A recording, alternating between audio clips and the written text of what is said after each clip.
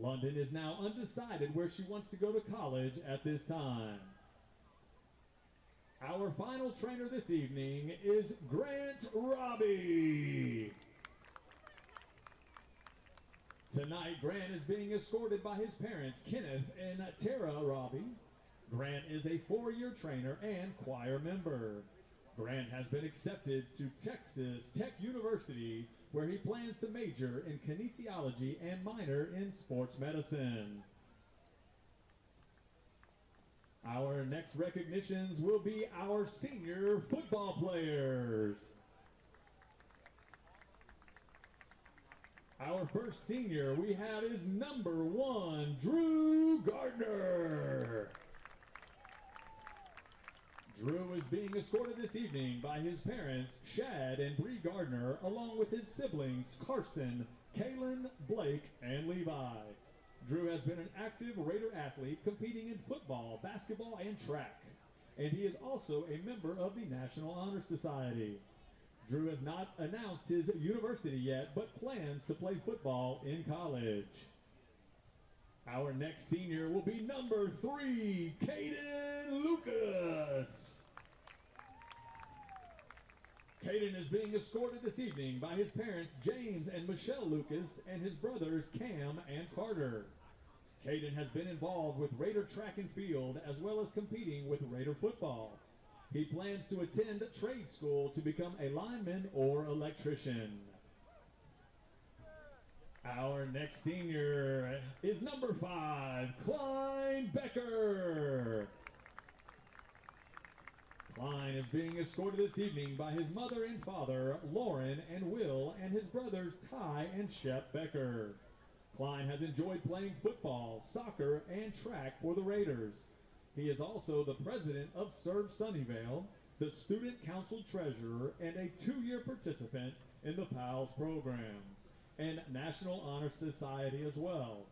He plans to major in accounting, but is undecided on which college at this time.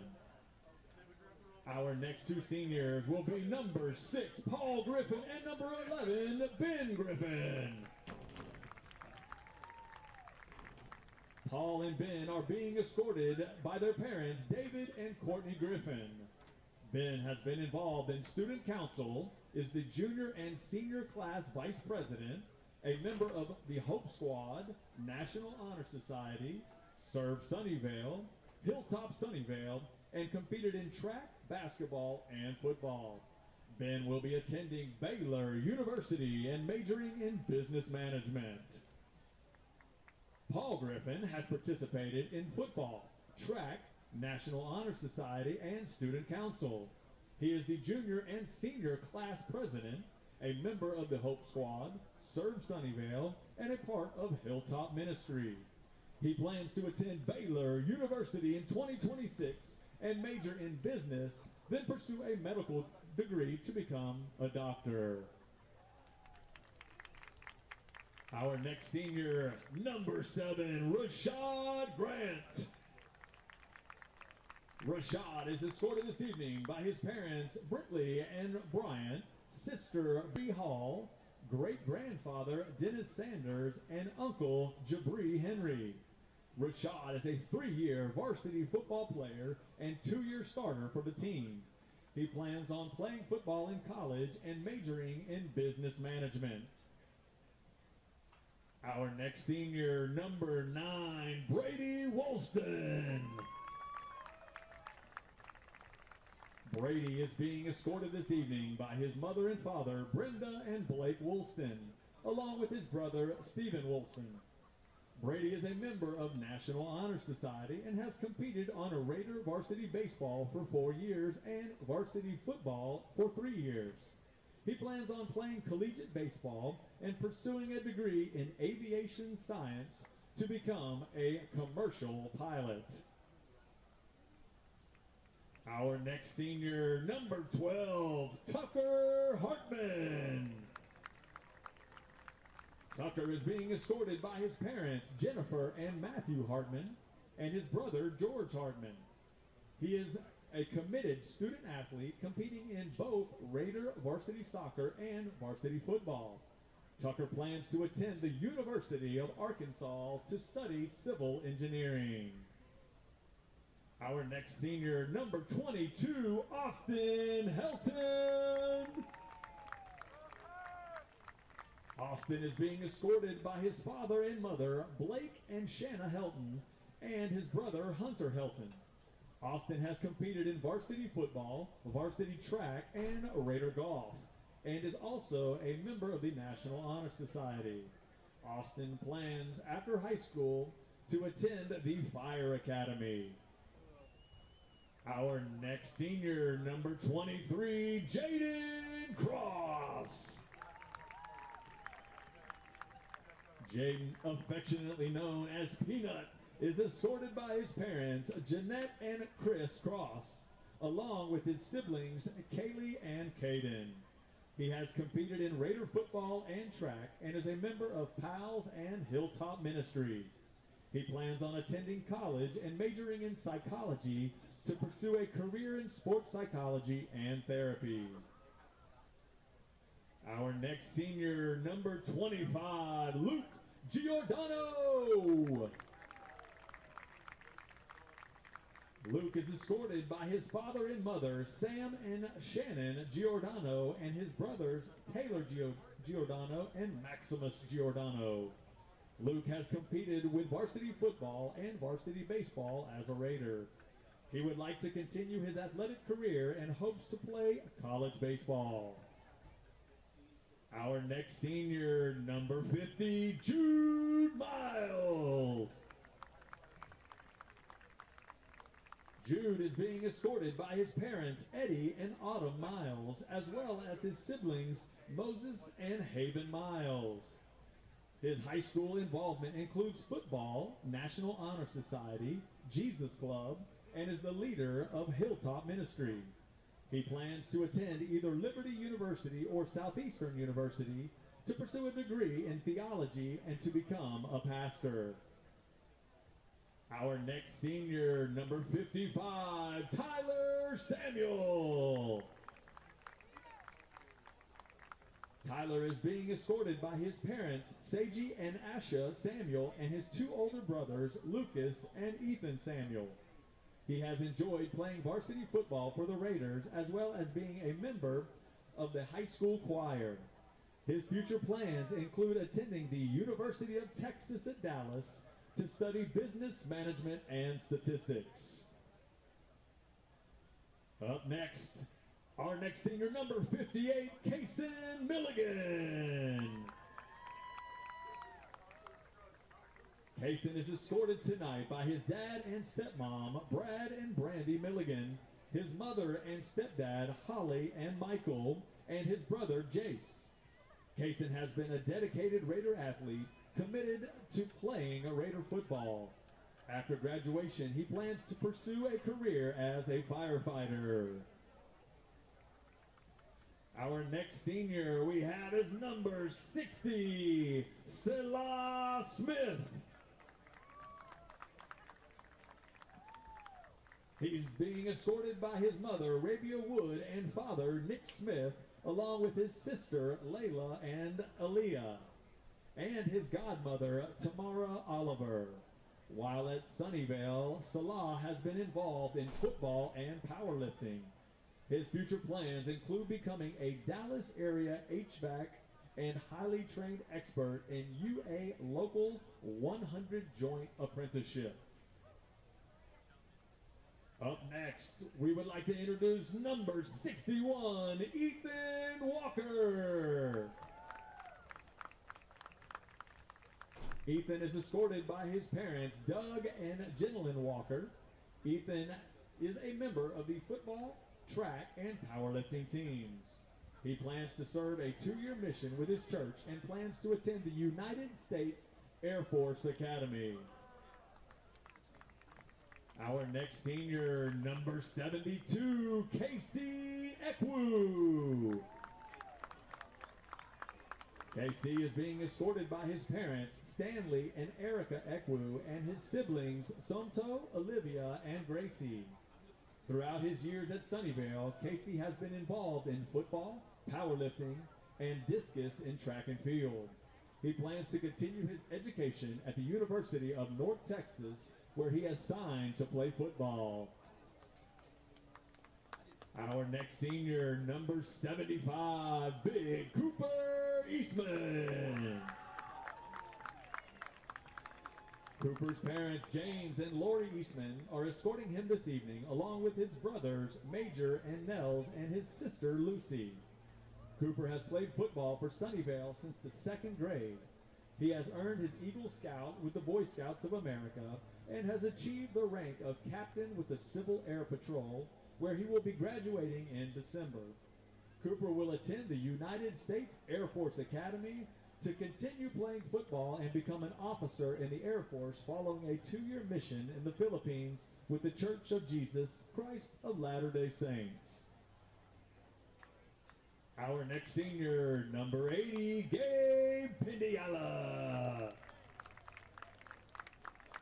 Gabe is being escorted this evening by his parents, Sam and Gloria Pindiala, and his sister, Michaela. He was selected for the Whataburger Super Team by Dave Campbell's Texas Football. Gabe plans to attend college to major in business and play Division I football. Our final football member is manager Garrett Mead. Garrett is being escorted by his parents, Haley and Sean Mead, and his sisters, Angela and Brinley. He teams and is a manager for the football team. Garrett would like to pursue track and compete collegiately. He would like to major in mechanical engineering and automotive sciences. Up next, we would like to announce our senior band members.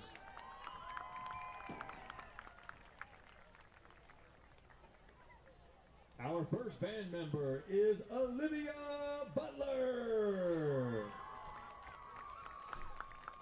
Olivia is being escorted tonight by her parents, Douglas and Crystal Butler, and her younger brothers, Grand and Evan. Olivia is a member of the Raider Pride Marching Band and is a Texas music scholar. She is involved in National Honor Society and has medaled in the state VASE competition. She is also a member of the National Honor Society and Hope Squad. She plans to study architecture at Texas Tech University or the University of Texas. Our next senior we have is Noah Chapetta. Noah is being escorted by his parents, Lori and Frank Chapetta. He is a member of the band, Jazz Band, National Honor Society, and serves Sunnyvale.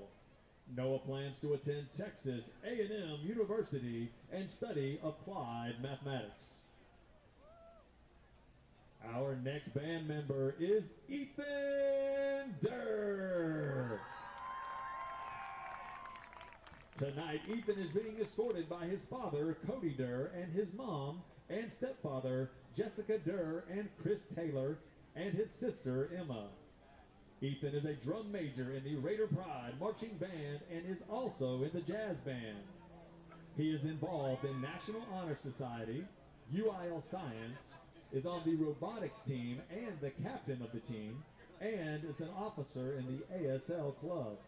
He plans to attend the University of Texas and major in biomedical engineering or physics. Our next senior is Jenna Ichagile.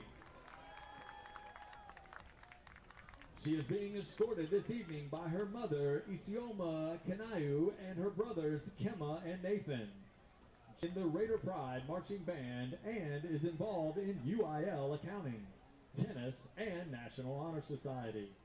She plans to go to university to study finance, loved being involved in the Raider Pride Marching Band, and plans to attend Tarrant County College to major in sonography. Our next band member is Adrian Wee. Escorting Adrian is his mom, Erica, his siblings, Ezra, and his friend, Kevin. He is a member of the Raider Pride Marching Band. Adrian plans to attend the University of Houston and major in economics. Our next senior is Sophia Redigeri. Sophia is being escorted by her parents and her younger sisters. Along with band, Sophia is a member of the National Honor Society, National Art Honor Society, and Art. She plans to attend the University of Texas and major in forensic pathology. Our next senior is Jay Reagan. Jay is being escorted by his mom, Stephanie, his dad, Shannon, and his brothers, Luke and Lincoln. Jay is a member of the jazz band and is a soloist in the Raider Pride Marching Band. Jay plans to study music at the University of North Texas and to become a music educator. Up next, our next senior is Chloe Ross. Chloe is being escorted by her parents, William and Stacy Ross, her grandmother, Wanda Buffins, and her brothers, Will and Andrew. Chloe is not only a member of the band, but is also involved in BPA, debate, the National Honor Society, and softball. She plans to attend college and major in accounting. Our next senior is Ella Sandler. Ella is being escorted this evening by her parents, Josh and Kristen Sandler, and her brother, Carter. She is the drum captain of the Raider Pride Marching Band, a member of the jazz band, the Sunnyvale High School swim team, the National Honor Society, and is a yearbook editor. She plans to attend Baylor University and major in business. Our next senior is David Segundo. David is being escorted this evening by his parents, Danny and Lawrence Segundo, and his sister, Danica, and his brother, Daniel. He has been part of our robotics team for 2 years, winning second place in state last year. He is also a 6-year band member and a Texas music scholar. He plans to attend college and major in mechanical engineering. Our next band member is Emery Stevens. Emery is being escorted by his parents, Eric and Tori Stevens, and his sister, Eliza. He is very involved in band, jazz band, theater, speech and debate, poetry, and prose. He was a member of the state champion one-act play last year. He will also be starring as Tarzan in Tarzan the Musical for the Vail Drama in November. He will be attending Texas A&M Corpus Christi to major in theater. Our next senior is Alex Westfall. Alex is being escorted by his parents, Garrett and Kelly Westfall, and his brother, Aiden. He is a 4-year band member where he has received awards for all-area band and all-state solo and ensemble. He is also a member of the jazz band where he was named all-area jazz band. He is a member of Serve Sunnyvale. He plans on attending the University of Washington where he will major in environmental engineering. Our final band member will be Sydney Wolford. Sydney is being escorted by her parents, Lindsay and Bill Wolford, and her little sister, Ann. She is a drum major of the Raider Pride Band and is a member of the National Honor Society and UIL Accounting. Sydney plans to attend college and major in finance. At this time, thank you to all of our seniors for all you have done for your respective programs. And once a Raider, always a Raider. Seniors, please know the Raider Nation will miss you and can't wait to see how each of you change the world. Ladies and gentlemen, Raider fans, one last ovation for our amazing 2026 senior class.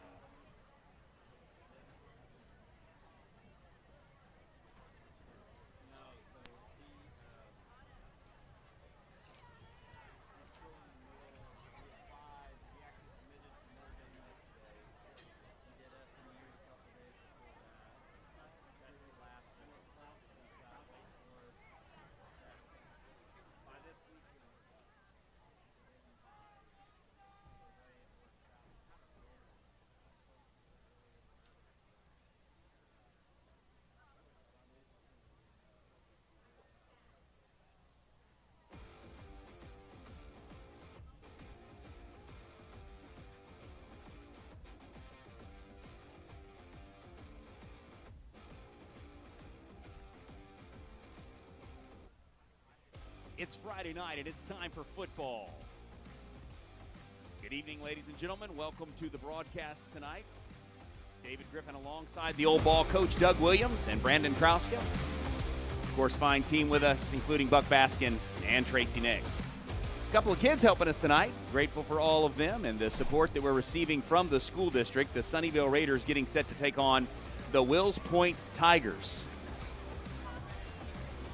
Sunnyvale Raiders come in with a kind of the lead, tied for the lead in the district with the Canton Eagles after dropping the Quinlan Ford Panthers last week over at Lytle Field. And now the Sunnyvale Raiders get set to take on these Wills Point Tigers, who are fighting for their playoff life. Welcome now to the booth, Doug Williams. And Doug, you had the opportunity to actually watch the game from home last week. What were your thoughts on that Quinlan Ford performance by the young Raiders? Yeah, really a solid job by the Sunnyvale Raiders, David. All three phases, offense, defense, and in the kicking game, Sunnyvale made big plays early. When they did, really got Quinlan Ford off stride for really what they want to do. And when Quinlan starts throwing the football, you've got them kind of where you want them. And, and Sunnyvale did a great job with that as well. Some explosive plays early, and they were able to take the victory. Really a pivotal game in the district standings, bringing them to 3-0, and really with the opportunity tonight to set up a one-game showdown with Canton, pending their game against Quinlan. So. Right. Yeah. Well, tonight Quinlan and Canton will be playing over. I believe it is actually in Quinlan, I believe. Yeah, it's in Quinlan tonight. They play back-to-back games there. They play 2 road games to start their district run, and tonight that's what's going on over there. Well, of course, tonight's a perfect night for football in Sunnyvale. Man, just a beautiful day, and you're really looking at light breezes, but very light, almost no breeze. Yeah, perfect temperature for football. And this is senior night activities, and so you've had senior night pregame, and this is the opportunity for a lot of these Raiders to play one more game on this field tonight. Of course, pending playoffs that will be upcoming.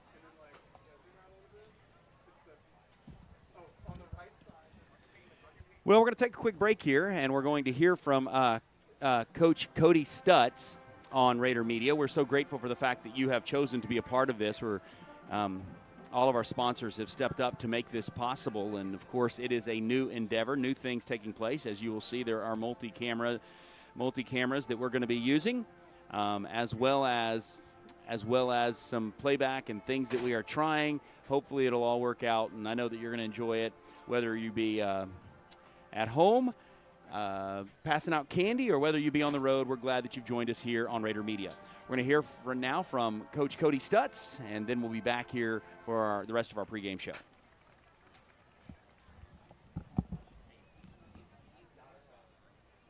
Raider fan.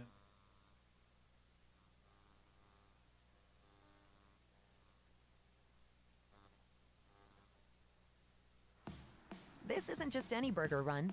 This is a burger run for Whataburger's sweet and spicy bacon burger. 2 fresh all-beef patties with melty cheese, grilled onions, crispy bacon, and sweet and spicy pepper sauce. One for you, one for him, and one for your unofficial roommate, Brad. Always order an extra. You know, for Brad. The all-time favorite sweet and spicy bacon burger from Whataburger. Just like you like it. We're here with Coach Cody Stutz, and Coach Stutz, congratulations on a big win over the formerly 7-0 Quinlan Ford Panthers. How did you feel after the game? Yeah, man, it was a great feeling. Anytime you go into Quinlan, you play on that grass field, you play that offense, you play that defense, you play their special teams. Man, it's always tough at their place. Super proud of our kids for showing up Friday night and really, I guess, Thursday night, but super fired up for our kids. I know you felt like that was a very physical squad, but no one could have watched that game and thought that the Quinlan Ford Panthers were more physical than the Raiders. Was that a point of emphasis, or is that just the kind of team you are? Yeah, I think we also let our kids know, how physical they our kids brought the juice that night. It was a good night. Like you said, the offense was fantastic, scoring on almost every drive of the night. I guess a couple of them there that Gabe punted, both of those ending on the 1 yard line, so 1 or 2 yard line. So that's kind of win some kind of thing. But when you think about the defense, really it's hard to hold that squad to, 7 points before you started taking out your starters. Yeah, I mean, the point of emphasis this week with our defense was let's try to get the ball back to our offense as many times as possible. Let's not let them have a drive that lasts for 7 or 8 minutes long. Let's win field position battle with them cats. We came out in a different look that they have not seen before, so I knew we'd have a little bit of element of surprise with that. Our kids fought hard. They made sure tackles. They set the edge. Our goal was to make them guys run inside. We knew that they were going to run inside on us, that they were not going to win the game. And so we tried to set the edge and give our offense the ball back as much as possible. They did a really good job of that. So this week you head to, senior night. We'll talk about seniors in just a moment. But first of all, let's talk about the opponent, Wills Point. Another team that has had a season full of struggle, not like a couple teams in the district have had great seasons. A couple of them, not so much. Talk about this Wills Point team. Yeah, man, Wills Point is, they get to come here on our senior night, so we're pretty fired up about that. The past few years it's always been a good game with us. They come in and they swing away with us, and so I'm sure this year they're going to come in ready to swing away. Our kids are going to be ready. It is senior night, man. We have 19 seniors, and we have our 2 managers, and so it's going to be an exciting game for us. We can't wait. And we get to play on Halloween, so we'll see how it all shakes out. So these seniors, you mentioned them a moment ago, 19 of them. These kids you've been coaching since they were in 7th grade, and honestly, even before that, you were watching them in the Sarissa. What does it mean to walk out on the field as a head coach with that kind of relationship with the players? Yeah, man, that's what makes this place so great, so special, is that, I just left the weight room with 6th grade pre-athletic kids, but I've been watching you coach Sarissa football for a long time, ever since they're back from the middle school. And so, man, it's a cool deal. I feel like this is a special group of kids with these 19 seniors. We say our message for the week in leadership is one about gratitude and just being thankful for what we get to do. And man, we're going to miss this group. They're a freaking special group. And so this is a special place that we get to coach these kids and watch them raise up here and be Raider built. Honestly, it's what we're all about. So we're going to freaking miss them. Well, Coach, thank you and good luck against Wills Point on senior night. Yes, sir. Appreciate you. That is Coach Cody Stutz joining us here on Raider Media. We'll be back right after this. When you bundle home and auto, life can be easier. You choose coverage that makes sense for you, at a price that's right for you, and a local State Farm agent who's there for you. Call State Farm agent Houston Tulos in Sunnyvale today.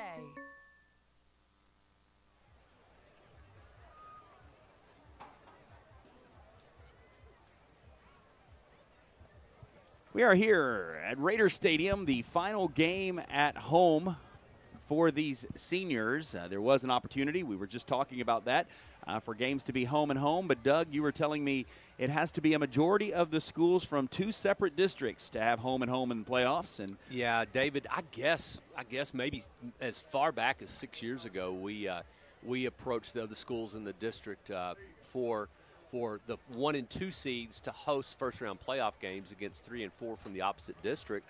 We had to vote from the other district to go forward with it, and candidly, it was Sunnyvale, Caddo Mills voted for it, and everybody else voted it down. And so we are still playing neutral site first round. What it does is when you take 4 teams to the playoffs in all divisions, it just creates some scheduling issues. I fully expect our first round playoff game to be Thursday night. Yeah, and it would be either Van Alstyne, Farmersville, or there's an outside chance of Caddo Mills, but I think it's likely going to be either Van Alstyne or Farmersville in that first round. Yeah, and when you look at them, then we've played them in the Garland area in the past, and that makes sense. But the problem is a lot of the schools in that area are going to be in the playoffs as well, and playing home and home. So that may preclude a Friday night game. Yeah. Now, of course, that Thursday night game a couple of years ago when Van Alstyne and the Raiders played, it was at Princeton, and so you remember that game? I remember that. I do. Well, here comes the teams. Yeah, Wills Point comes in 3 and 5. They got their first district win last week, in a contest against Kemp, and so they come in 1 and 2 in district play with still entertaining an opportunity to go to the playoffs. I believe they'll play Ferris next week in what could be a playoff game for those 2 schools. Yeah, I believe actually, regardless of what happens tonight, Doug, I believe that will be the case. I'm pretty sure that's what I heard or what I understand. Well, Sunnyvale takes the field now. Sunnyvale comes in 7-1. Their only loss on the year to the number 2 team in the state, Pleasant Grove, the last game of pre-district. And the Raiders are perfect in district play, 3-0. A win tonight only continues to move their playoff seeding up. Probably sets up a winner-take-all game next week in Canton. Again, Sunnyvale beat Quinlan Ford last week and really put themselves in good position. The captains for tonight's game for the Sunnyvale Raiders include Gabe Pendiala, number 58, I believe that's Kaysen Milligan. 61 is Ethan Walker, and number 55 is Tyler Samuel. Got the all-black jerseys for black Halloween night, black, Halloween Friday. So for the Wills Point Tigers, we've got Reese Peterson, Brian Martinez, number 50, Preston Jean. Number 55, Tyler Samuel. Number 58, Kaysen Milligan. Well, the Raiders tonight come in trying to maintain that dominance they've had over the last few years at home. Lost a couple here, but not many. One to Mount Pleasant, and then Pleasant Grove. Pleasant Grove. There you go. I went out the right way. Yep. At least I didn't call them Dragons. Lost to Pleasant Grove, and I guess in thinking back, I believe the last district home loss was against a really good Quinlan Ford team that wound up playing in the quarterfinals, and goodness, that was what, maybe 21. It's been a minute. Yeah. But I think that's the last home district loss that the Raiders have had. The Raiders have an opportunity tonight to wrap up their home schedule at 4-1 in the year. Again, only lost to Pleasant Grove. Well, the crew for tonight's game out there right now, with the Raiders actually winning the toss and declining till the second half, so Wills Point will take the ball. The Dallas chapter referee Andrew Fulton, umpire Rise Wilson, headline judge Delwyn Young, line judge Philip Gwynn, field judge Shane Metheny, side judge Mike Anderson, and the back judge Paul Halton. Please rise as the choir members Angela Egwanwu, Dea Danny, Kennedy Wilson, Roshan Sharma, and Grant Robbie. Maybe we'll have a national anthem. see if we can get that can we get that, Buck, where we've got them up close possible, so we can see if we can get that where people can hear them sing tonight.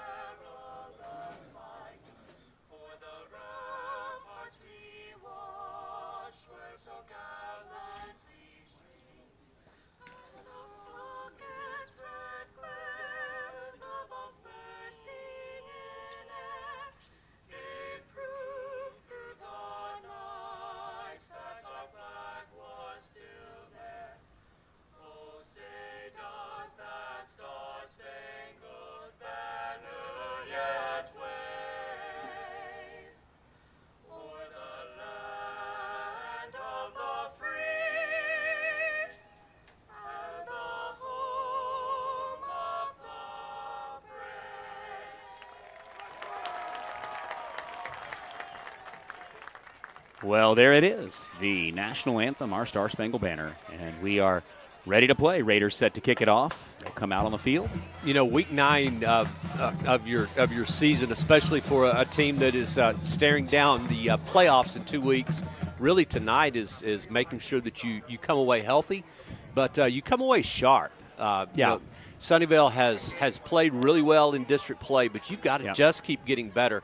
You're going to see some really good people starting 2 weeks from now in the playoffs, and you've got to be hitting on all cylinders. And so I think that's something that the Raider coaching staff is going to be emphasizing tonight. Just really continuing that solid play both sides of the football. Yes, for sure. Well, back deep for the Wills Point Tigers is Brian Martinez. Pendiala, the senior, set to kick off for the Raiders. One of the Division I commits for the Raiders. And Martinez is going to have to back up a little further than that, Brandon, if he's going to get the ball from Pendiala. It's one of those, right? It's either you put them in the end zone or you put them down at about that 5 or 10. There's not necessarily an in-between, so we'll have to see. Maybe a little bit of breeze tonight out of the south. It's going to be blowing from right to left as we're looking at it. But with Pendiala, it doesn't matter most of the time. No, it needs a lot more breeze to affect that kick. So here's the kick. It's going to go all the way to the very back of the end zone in the air, and here comes the Raider starters on the field. Well, Wills Point's going to come out on offense first. They average 168 yards a game rushing. Been fairly effective, averaging 5 yards a carry. They've scored 15 touchdowns on the ground. And then through the air, their leading passer is Maddox, their quarterback, 76 out of 144, 812 yards. He has 6 touchdowns, but one thing to note, he has thrown 7 interceptions. So the Sunnyvale team has been very opportunistic all year, and so I think that's something that we kind of need to keep our eye on as we go through tonight, that Raider defense. Only one change out there for the Raiders. Number 14, Long, is in for the Raiders at linebacking position. Here's the run right up the middle, and a big stick by Helton. That is an absolute tone setter there as Austin Helton. Yeah, hit the ball carrier really right at the line of scrimmage. Maybe they're going to call no gain on the play, 2nd and 10. They tried to just run a simple inside zone, and Helton just would not stand for it at all and stuffed him for no gain. Woolston and Mulligan are the tackles. Outside is Stefan and number 7, Rashad Grant. So Stephon Wilson comes in leading the team with 5 sacks on the year. Here's the turn, hands off again. Now over the near side, Raiders on him quickly. Going to get a yard maybe. And number 3, Caden Lucas, the diminutive but incredibly tough outside linebacker. Yeah, they ran it that time at Lucas, but Lucas was able to turn the ball carrier back in, made a good stick on the play. 3rd down and 9. This is got to be a definite passing situation here for Wills Point. They bring in Miles. Watch number 14. He's a pretty good player. Quarterback is number 8, Tanner Maddox. Maddox gets the ball, rolls over left side, sees what's something that he likes out in the open, but not able to convert. Raiders closing on him. That was Lucas. And yeah, tried to run a square out that time to the slot receiver, and really good coverage by the Raiders. Yeah. Lucas was there to force the pass, and the ball falls incomplete. So, so And Sunnyvale's going to turn him over 3 and out. Yeah, that was a small window. Anytime you're throwing against Becker, you're going to be tightly covered, and that'll force a punt by Wills Point with 10:32 remaining in the first quarter. Eli Rice punting for the Tigers. Rice set to punt with Jaden Cross back deep for the Raiders. Good that ball's pressure. gonna be The ball's blocked. going to be blocked. and that's going to be picked up there by Bolds. I believe that's Bo Bolds, isn't it? Yeah. Yeah, number 44, that's Stefan, isn't it? Gets in and catches that punt right in the gut as he gets in. And well, the snap was high on the play. Yeah, it was and kind of really, a floating snap for yeah, sure. it was slow getting back there, and the Raiders were just all over the top of it. Stephon Wilson there with the block. 1st and 10, the Raiders, great field position on the 12-yard line. So 1st and 10 for the Raiders. Maupin brings his team out there. Far side, Paul Griffin, Ben Griffin. I see Empty Cross. formation. Yeah. Number 1 is Gardner. Number 19. And that's Hudson Leonard. Oh, there's a man in motion. They're going to hand off to Peanut over that left side. It's not going to matter. He's going to go into the end zone for the score. First play, one touchdown for the Raiders. Well, they had intended that time. They were trying to run outside zone to the left. There was one of the Tiger defenders was offside, but it did not matter. And Cross takes it in from around 12 yards for the first touchdown of the night for Sunnyvale. Yeah.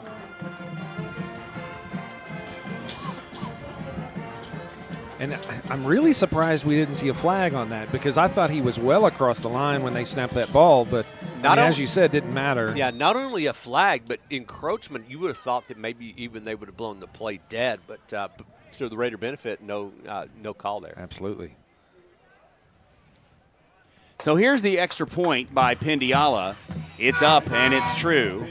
And the new score, Sunnyvale Raiders 7, Wills Point Tigers 0. We'll be back here on Raider Media right after this. Trinity Capital Bank, teamwork is key. We're always on your team, whether it's opening a checking account or applying for a loan. We're here to cheer you on every step of the way. Stop by our branch at the corner of Tripp Road and Collins to meet our team.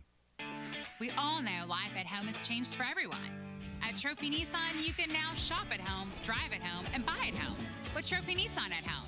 That's right. Find the vehicle you like. Get your purchase started by clicking the red Buy at Home button. Get your trade-in value, apply for financing, and select your terms. And the best part, we'll even deliver the vehicle to you at no additional cost. Shop, drive, and buy at home with Trophy Nissan at home. Trophy, trophy, trophy Nissan. Jaden Cross, is a nice replay of what we just saw. Yeah, there it is. Around that left side and into the end zone. Working on some replay action there for you to get to see that touchdown strike by the Raiders.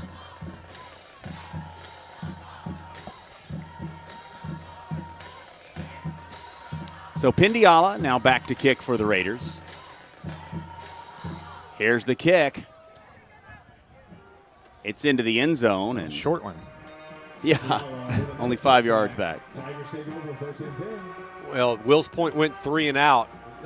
Sunnyvale forced a quick punt, and the punt, again, the snap came in high. Sunnyvale opportunistically came in, blocked the punt. One play, Sunnyvale gets on the board. Exactly the way the Raiders want to start, and exactly opposite from what Wills Point had in mind. So it's 1st and 10 for Wills Point at their own 25-yard line. Went 3 and out last time. Let's see what they do here. I believe Miles is in now.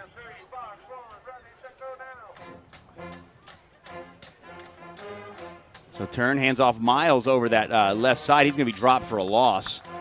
Nice job there by Helton and Long. Yeah, Helton just scraped from his inside linebacker position that time, and no one there to block him. He hits him in the backfield, loses about 2 yards on the play, and Wills Point is not able to control the front five of Sunnyvale. They're not going to be able to run the football at all tonight.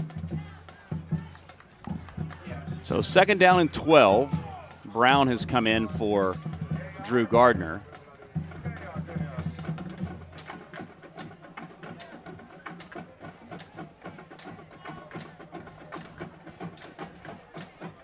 So here's looks over left side. This one's going to be thrown out in the flat. The catch is going to be made, and Ivy's going to tackle the receiver, number 4, Hayes Rommel. Yeah, 5-yard stop route that time by Rommel, and Ivy did what he had to do. He allowed the completion, but comes up, stops him for about a 5-yard gain. It's going to create 3rd and 7 for Wills Point, and Sunnyvale's got an opportunity again to create that 3-and-out situation and great field position for the Raider offense. So 3rd down and 7. Quarterback is Maddox. Maddox calls for the ball, turn, hands off left side. It's going to be no gain, maybe a yard over that left side. Nice. Oh, they're going to give play 3. by. Oh, really?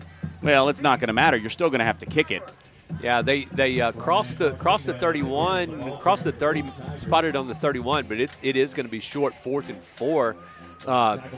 Looked like they may have had a little bit going. I kind of caught the Raiders by surprise running the ball there on 3rd and 7, but Sunnyvale was able to rally, made the tackle, and again, it's going to create a punt situation. So 4th down and 4. Cross back deep for the Raiders.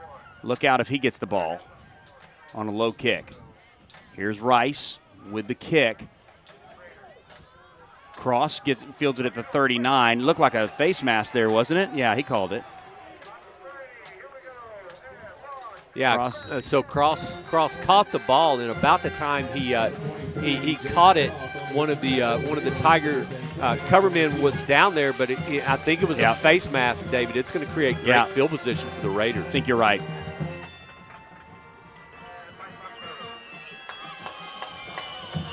Yeah, personal foul, face mask. Sunnyvale had the ball out to their own 43. This is going to move it down inside Wills Point's 45-yard line.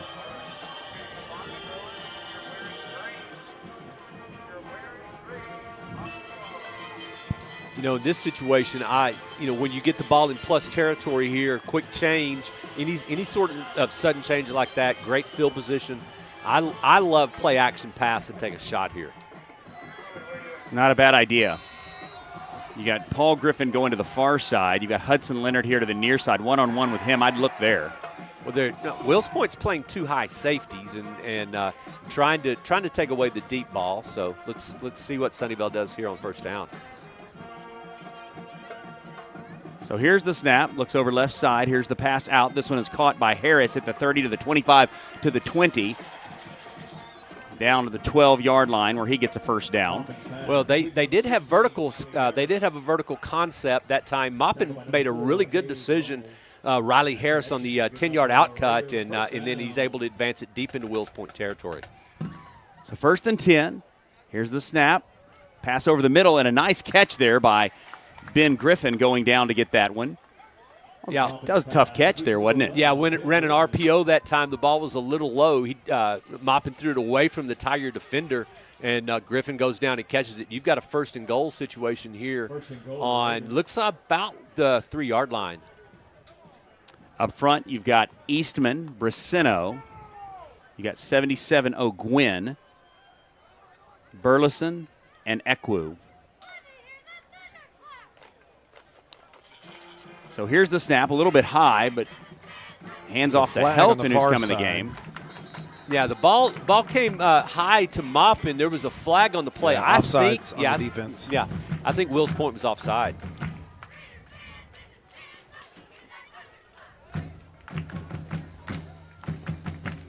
Yeah, half the distance to the goal. Helton is in the game here at the F.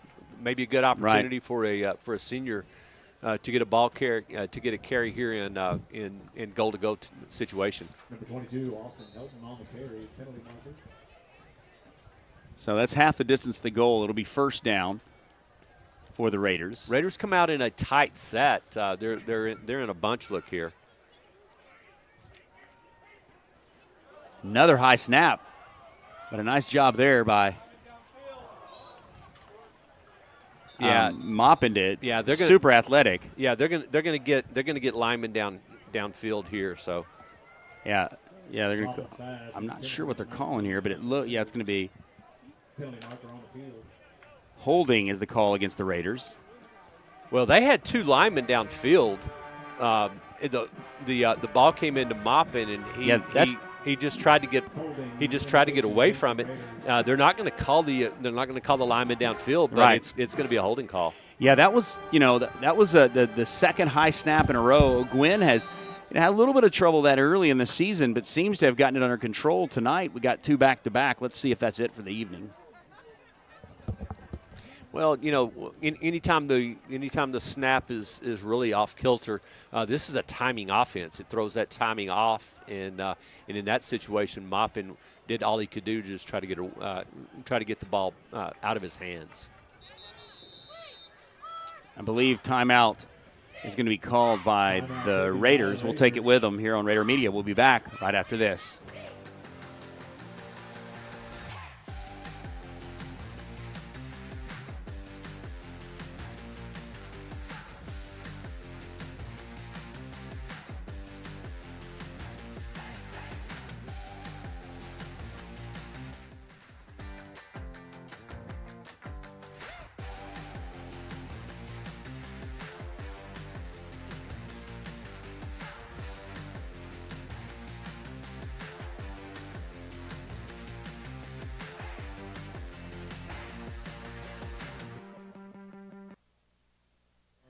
Houston Tullis are there.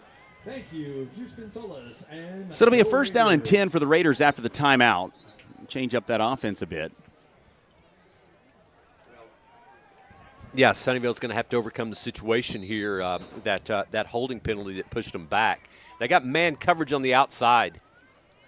Not going to matter. Oh, it's not going to matter. Cross in for his second touchdown, right up the middle, and it looked like there may have been a little confusion from Wills Point. They had man coverage up top, which meant that the box should have been loaded up, but it did not matter.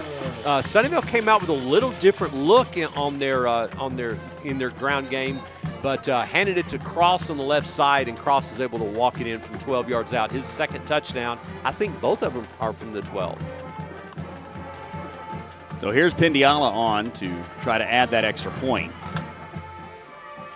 The kick is up, and it is good.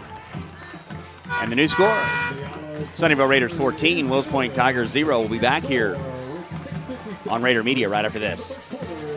Hi, I'm Paul McGill. God is on the move right here in Sunnyvale, and we would love for you to experience it at Community Life Church. Every Sunday is a chance to encounter the life-changing power of God through dynamic worship, inspiring teaching, and programming for all ages. Here, kids discover faith in a safe, fun environment, and students find belonging and discover purpose. You can learn more about us at clifec.com or join us this Sunday at our Sunnyvale campus. We can't wait to welcome you home.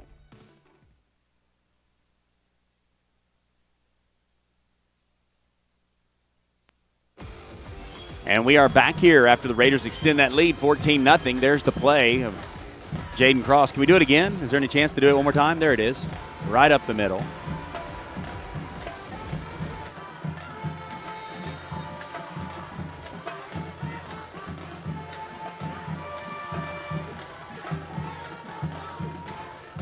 Pendiala is going to kick a little poocher over to the near side. It's going to be fair caught by Wills Point at the 28-yard line. Well, good opportunity for Sunnyvale to kind of work on a little bit of a different look. That time they pooch kick. The ball winds up. I think Wills Point's going to take it over on the 28. Really a perfect start from Sunnyvale. 5 minutes into the game, up 14-0. They have not yielded a first down yet.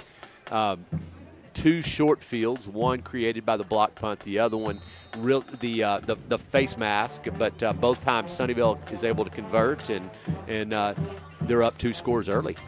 The irony is the Raiders ran 2 plays there that didn't count, so they only ran 3 plays on that drive. You know it. So here's the snap, turn, hands off. No, quarterback's going to keep it himself. Follows the lead running back and is going to get some yardage here, maybe 5. Looked like a read concept that time. The quarterback opts to keep it, picks up maybe 5 yards on the play, and Sunnyvale's able to come up, rally, and make the stop defensively. So, we're not going to speculate. Drew Gardner was injured on the first touchdown. He is not in the game currently. Aiden Brown, sophomore, has taken his place there at free safety. But Gardner really is. He has been the captain of that secondary for a couple years. No question. 2nd down and 5. Call for the ball as Martinez fakes it out to Miles. Now the pass open over in front of Becker, and they're going to give him forward progress to what I believe is a 1st down. Yeah, ran a stop route that time. Maddox hit through to the pass to Coonigan. Yeah, he was able to catch the ball. Just a quick, simple concept, and he catches it for the 1st down. And Wills Point's first down of the night.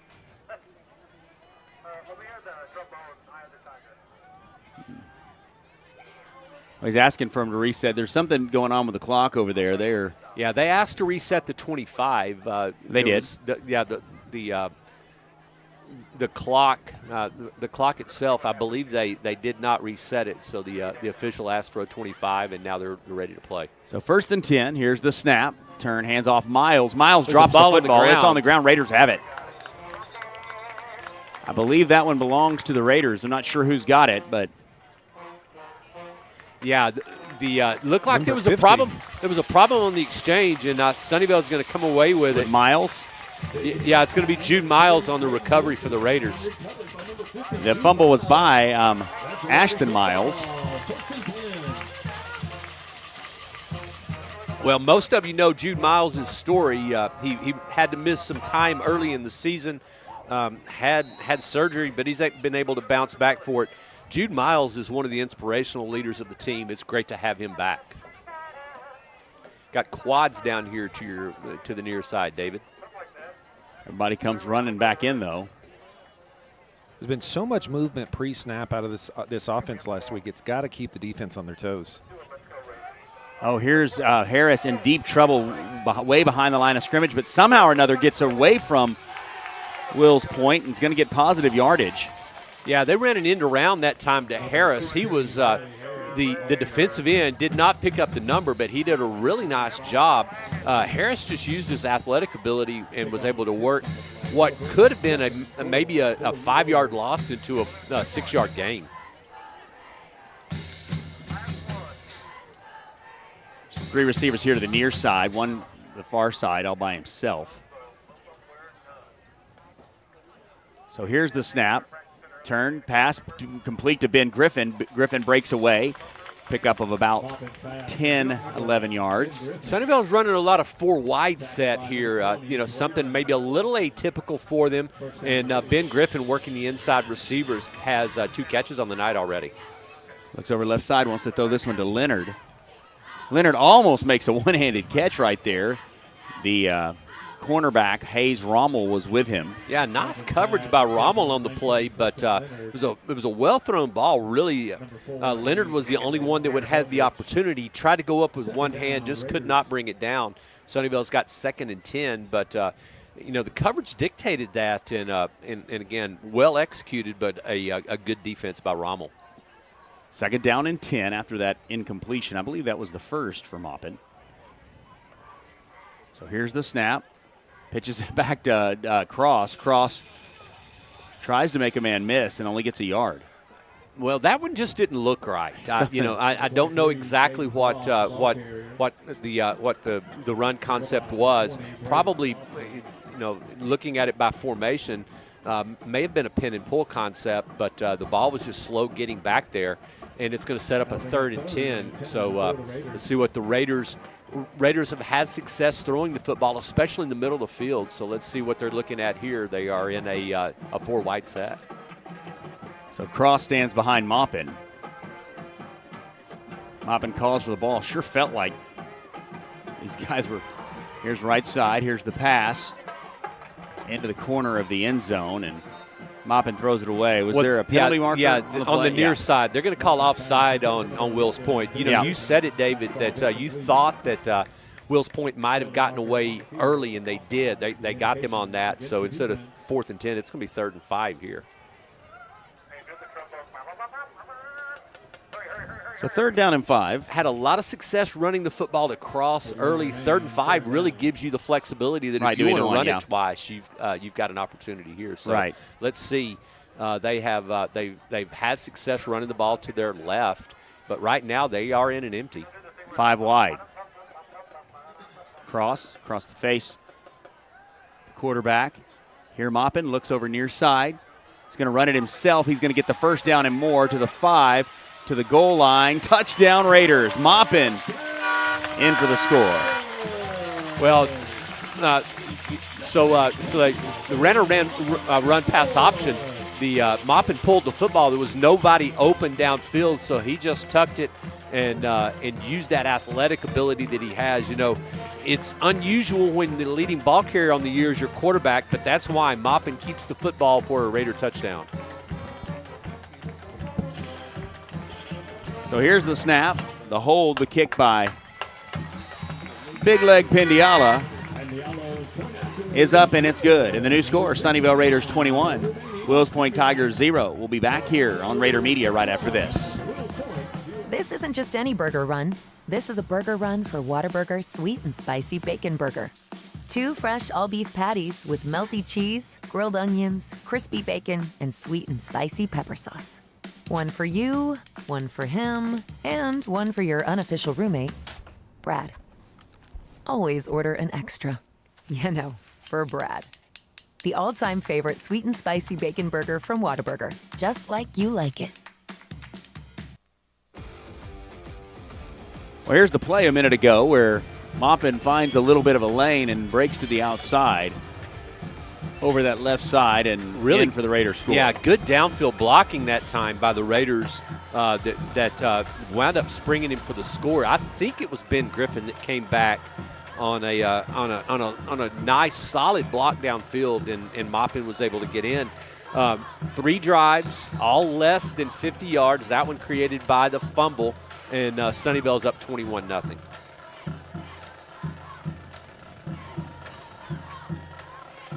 Really, it's been a number of penalties for the Tigers that have kind of extended some drives for the Raiders. So here's the kick. It's fielded by number 18, Caleb Ramirez.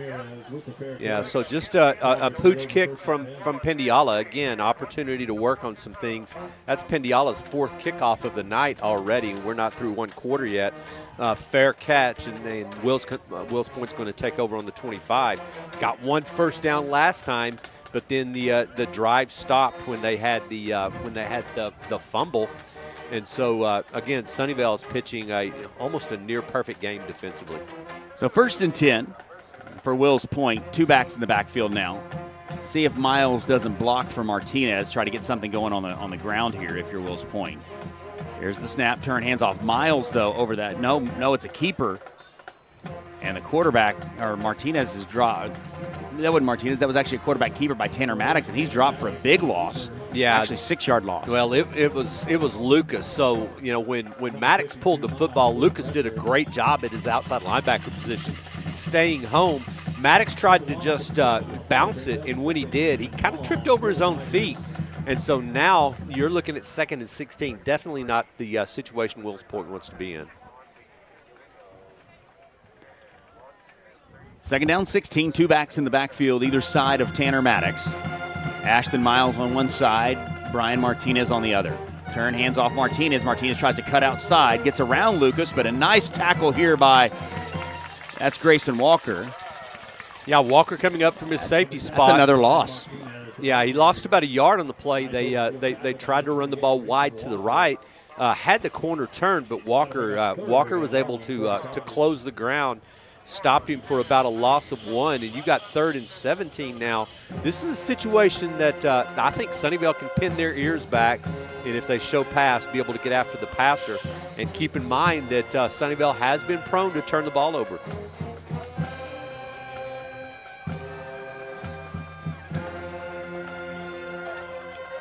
So 3rd down and about 18. There's going to be a timeout called by Wills Point. We'll take it with them here on Raider Media. We'll be back right after this. When you bundle home and auto, life can be easier. You choose coverage that makes sense for you, at a price that's right for you, and a local State Farm agent who's there for you. Call State Farm agent Houston Tulos in Sunnyvale today. At Trinity Capital Bank, teamwork is key. We are always on your team, whether it's opening a checking account or applying for a loan. We are here to cheer you on every step of the way. Stop by our branch at the corner of Tripp Road and Collins to meet our team.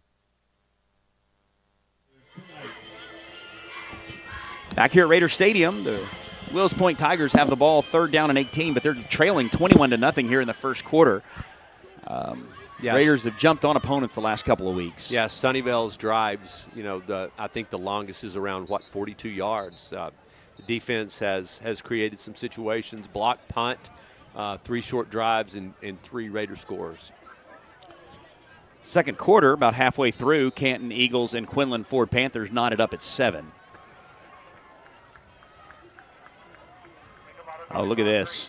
And how scary does that have to be to see Austin Helton in that gap if you're Tanner Maddox? Maddox looks over the middle. He sees somebody he likes, almost picked off there by Bolds.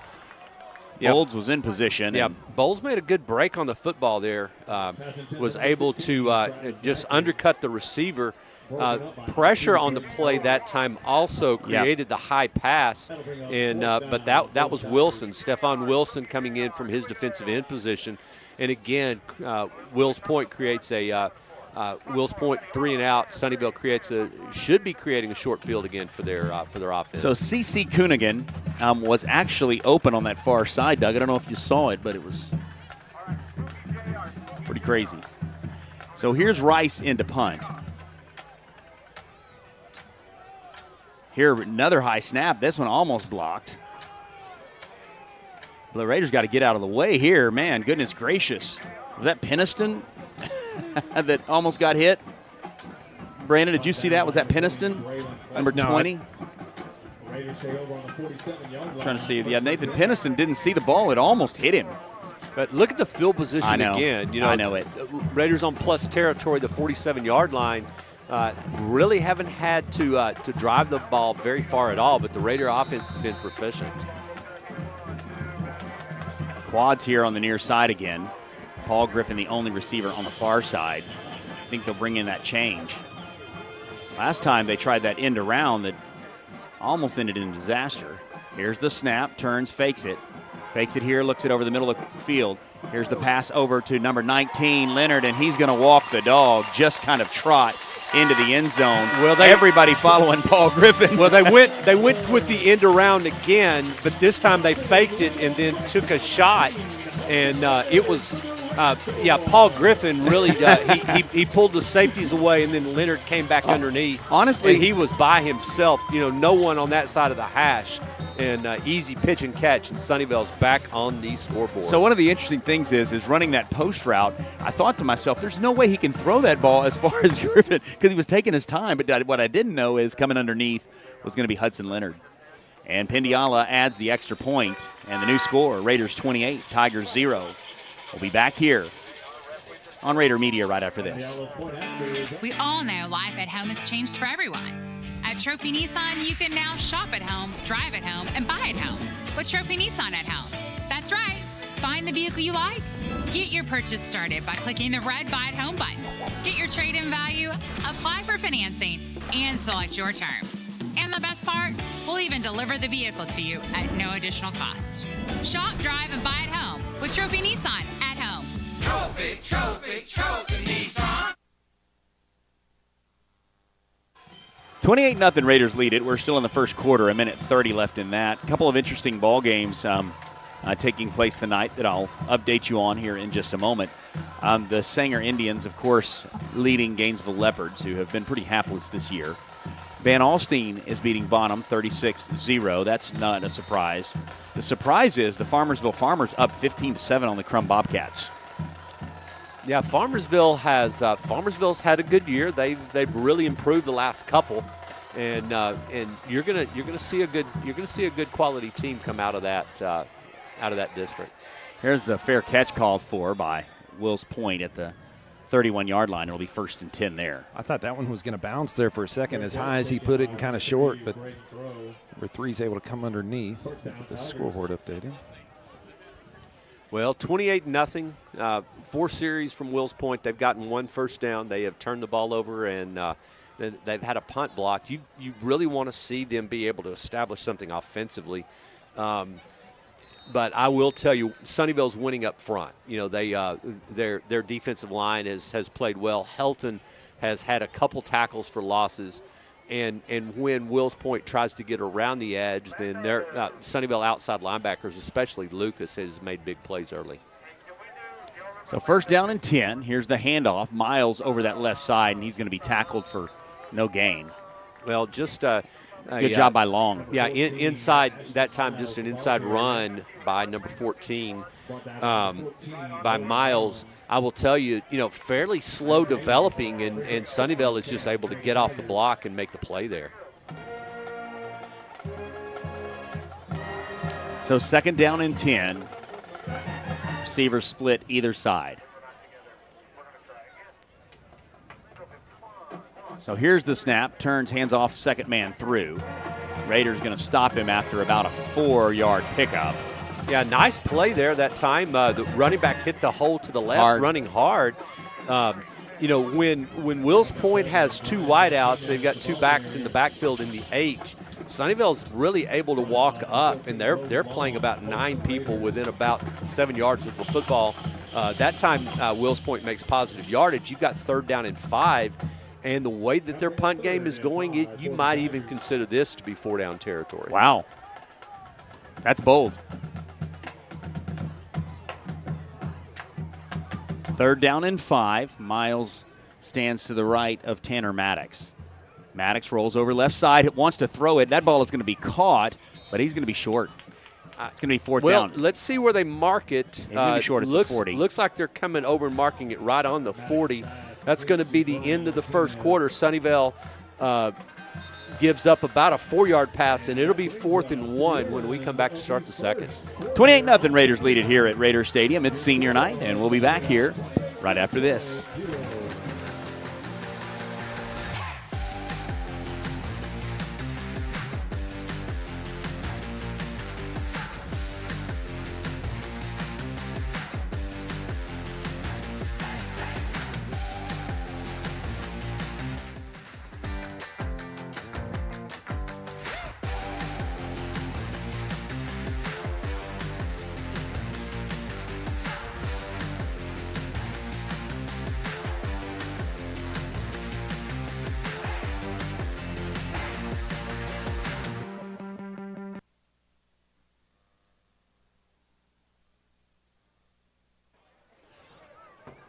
Head down to the second quarter. Raiders lead at 28-0.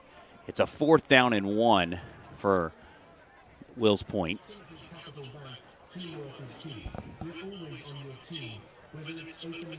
Well, 4th and 1 to open the second quarter. This is Wills Point's best opportunity so far. Sunnyvale just really has been dominant defensively, made a big play in the kicking game, and the offense has been perfect. So Wills Point looks like they're keeping their offense on the field, and so kind of loading up that backfield. Let's see what heavy they're gonna package. look at. You see Rice in there. It's a big kid. So here's the snap. Turn, hands off Miles over that right side.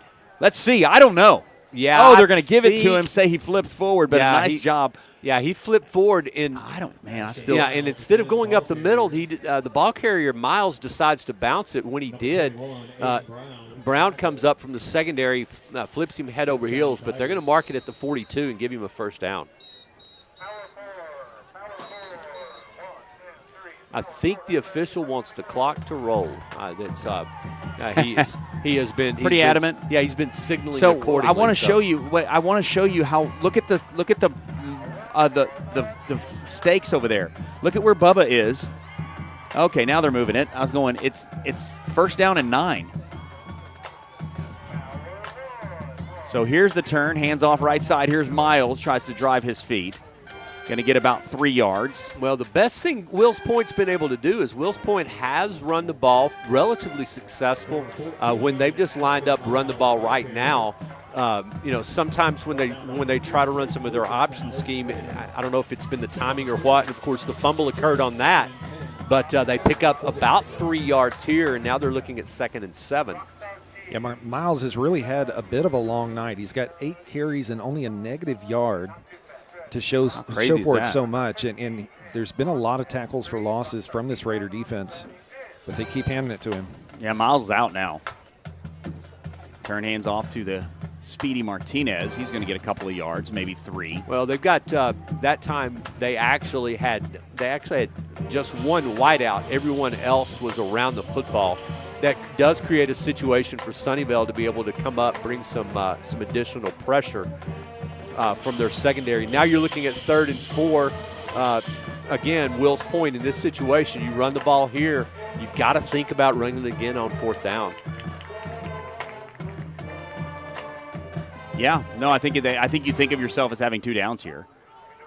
Miles not in the game, so let's see what they choose to do on 3rd and 4. Tanner Maddox calls for the ball, turn. He's going to hand it off, I think.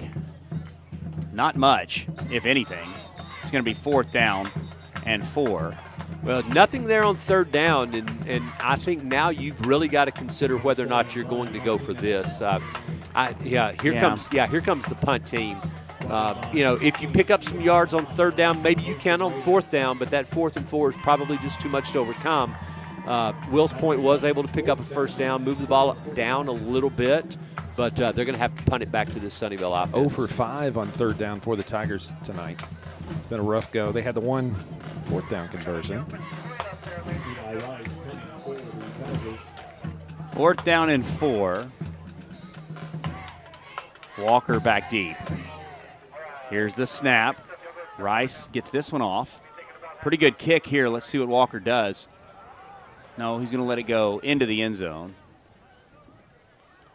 And out of the back, it'll be a touchback. Hit it just kind of an end-over-end punt. The ball hit. When it did, took a funny hop, got by Walker, and it's going to go in the end zone. So fortunate break for Sunnyvale, and they're going to get the ball on their 20-yard line. By far the worst field position of the night for the Raiders.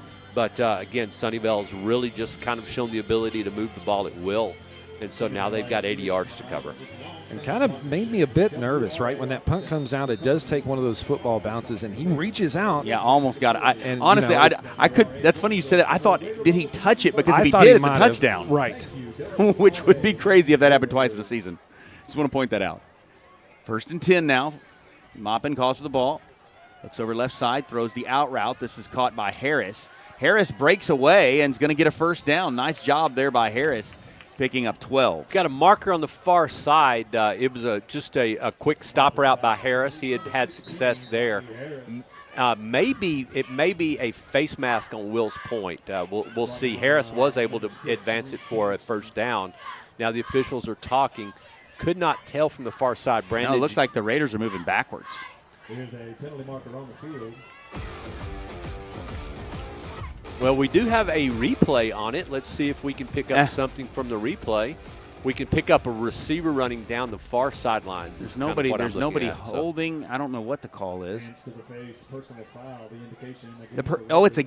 It's against Harris. So for a stiff arm. That was a stiff arm. I guess he got, I don't know. Pushed it down? Yeah, should be a spot foul, though. If you caught it around the 25, that they'll mark it half the distance to the goal. No, yeah, he scored. And they're going to mark it. Yeah, they're going to mark it on the 14. So. Wow. How unfortunate is that? Yeah, you just don't see that a whole lot. Not a whole lot. You're right, not a whole lot. But, you can still stiff arm, but, I guess maybe if he grasped the face mask there. Turn throws it out. This time is Harris again, and this time he trips. Harris, turf monster, got him there. That time they were trying to run a fast screen, and it was good blocking on the far side. I believe that was by Leonard. Yeah. Harris had an opportunity to get some of that yardage back, but he just kind of stumbled. I thought he got excited, honestly. Yeah. trying to move too quick. 8:04 remaining. Two receivers wide side, two again, to Sunnyvale showing a lot of 4 wide tonight. Little high snap here over to Cross. Cross over that left side. He's going to pick up. Yeah, it picked up about 4 yards. Cross runs it to the right, and Sunnyvale's got a situation here, 3rd down and 7. They're back to the line quick, trying to get this first down. Here's looks over left side. Here's the deep ball to Leonard. It's going to be knocked away, and good job there by Coonigan. Yeah, the ball was thrown up that time. Coonigan had a chance. Leonard may have had a step on him, but the ball just hung a little bit. Coonigan was able to come back and knock the ball away, and it's going to force Sunnyvale's first punt of the night. No doubt. It's kind of crazy, huh? We hadn't seen many of these in the last during district, have we? Let's see if Coffin Corner Pendiala comes out. Yeah. Well, boy, this would be quite the Coffin I was going to say, if he does, that's a 76-yard punt. But now look where the return guy is set up, though, guys. He's set up. He's 48 yards from the line of scrimmage. You don't see that a whole lot.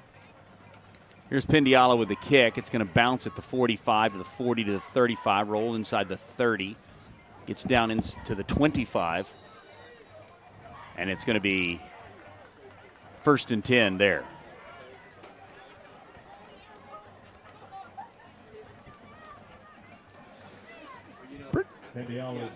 So I made a comment about the positioning of that return man. He was set up 48 yards from the play, and the ball hit about 15 in front of him. If he moves up a little bit, he may be able to field the ball on the first hop. Probably going to save them about 15, maybe even 20 yards of field position. And when you're struggling to move the football, every 20 yards matters. And so, that's just kind of one of those things. And I know Pendiala's got a magic leg, but you've got to make sure that you're not giving away field position. So 1st down and 10. Receivers split either side. Here's the snap. Hands off Miles over that right side. He's going to be dropped for a loss. Swarm of Raiders led by, guess who, Helton. Yeah, tried to come around the edge that time. Helton was there, also Milligan. And we talk a lot about Stephon Wilson and his ability to rush the passer, but really solid in the run game that time as well. He was the first person there, and they're going to lose about 3 yards on the play. Outstanding team defense by the Raiders that time, making sure that everybody's where they're supposed to be, everybody's fit. One receiver far side, 2 here to the near. Quarterback is Maddox. Maddox looks, throws the little out pass, and it's going to be no gain on the play. Yeah, that's Walker coming up from the secondary. Nice job. Yeah, so they were looking to try to run their version of a fast screen that time, and Walker just saw what was going on. Becker really had stalemated the wide receiver. Walker comes up from his secondary position, fills that.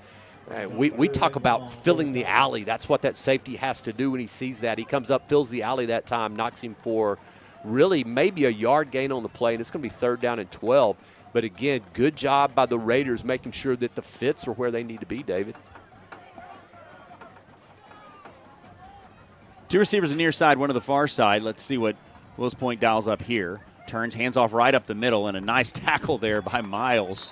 Just absolutely lit up by Austin Helton. Maybe lost a yard, but certainly nothing more than back to the line of scrimmage. Yeah, they saw they came out 3rd and 12, tried to run inside zone, and again, Helton has had a big first half. That time he neutralized the ball carrier, and Wills Point's going to have to punt the ball back to the Raiders. Now look where Cross is set up. Cross has got his heels. That's Walker. Okay. All right, your return man. I don't. Is it Walker? Walker. Walker's got his heels on the 45-yard line. Yeah, it was a little gimpy getting back there, but didn't act like he needed to break. He's quick, I'll tell you that. There's one. Oh, my goodness. Rice going to have to get this one off. He does. Walker's going to field it at the 48-yard line. Gets outside to the 50, inside to the 45. Cuts across the field. Look out. 40, 30, 25, 20, 10, 5. Touchdown, Walker. Hate to be old school, guys, but look what happens when you catch a punt. And break a couple tackles. Sure. Yeah, he started to the left, but Sunnyvale had it set up well to the right. Good downfield blocking. Walker uses that athletic ability and speed, and he's able to take it back 55 yards for a score. My favorite part of that play was Braden Bowles celebrating when the ball was on the 30-yard line. My favorite part was they caught the punt. Well, I think that's one of those. He's trying to come back and get in the way of the defense a little bit to make a block, but not get a crackback block. Right. But yeah, I saw what you had. Both hands in the air. Where's going to be a touchdown? Oh, Pindiala, as you can imagine, adds the extra point. The Raiders lead at 35-0. We'll be back here on Raider Media right after this. Hi, I'm Paul McDill. God is on the move right here in Sunnyvale, and we would love for you to experience it at Community Life Church. Every Sunday is a chance to encounter the life-changing power of God through dynamic worship, inspiring teaching, and programming for all ages. Here, kids discover faith in a safe, fun environment, and students find belonging and discover purpose. You can learn more about us at clifec.com or join us this Sunday at our Sunnyvale campus. We can't wait to welcome you home.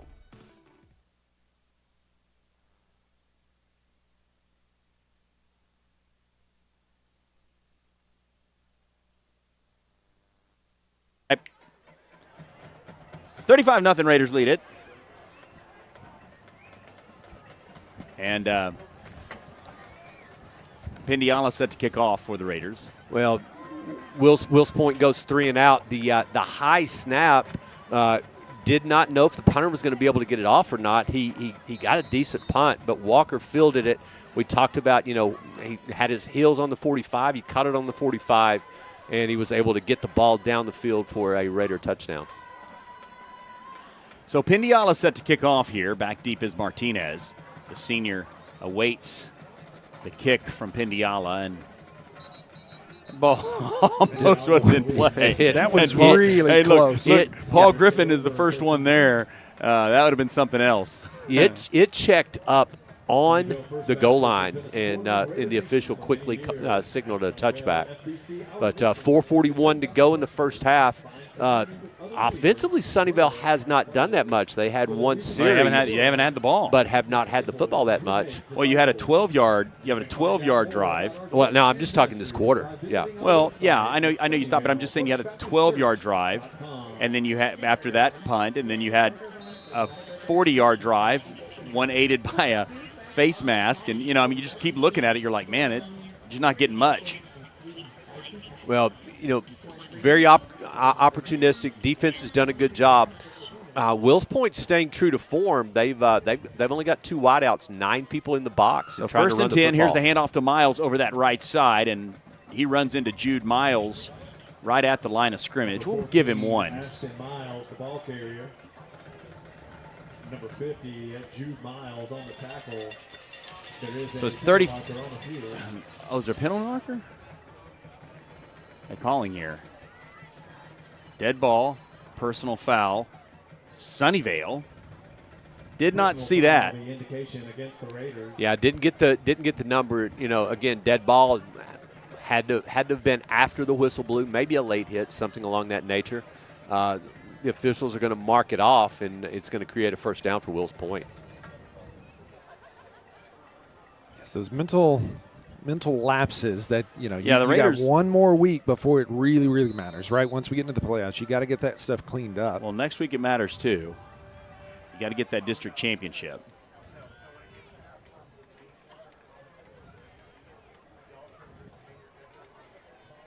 So first down and 10.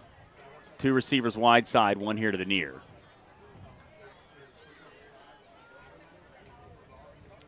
So here's the snap. Turn, quarterback keeps it himself. Maddox, he's going to fall forward for 2 yards, just kind of feeling his way along Yeah, ran an option scheme that time, and when the end closed down, he decided to keep the football. Picked up about 2 yards on the play. Sunnyvale had it played well that time. Number 14, Long coming up from the secondary. He's able to make the tackle for the Raiders. And clock's moving inside 4 minutes to go in the first half. 2nd down and 8. Miles stands to the left of Maddox. Maddox calls for the ball. Turns going to run it himself over this left side. Raiders hit him hard. Who was that down low? That would be Helton. No, that was it was 3 and 12 both. Yeah, that'd be Helton coming up just from his linebacker position. He hit him about waist high, stopped him for no gain. Tried to run some kind of quarterback sweep to the left, and did a decent job of sealing it, but nobody got a mid on Helton. He scraped out there and made the play. He's flying around tonight. Yeah, no question. Diving through that puts a big hit on the quarterback. He's filled every hole that this Tiger offensive line has opened up.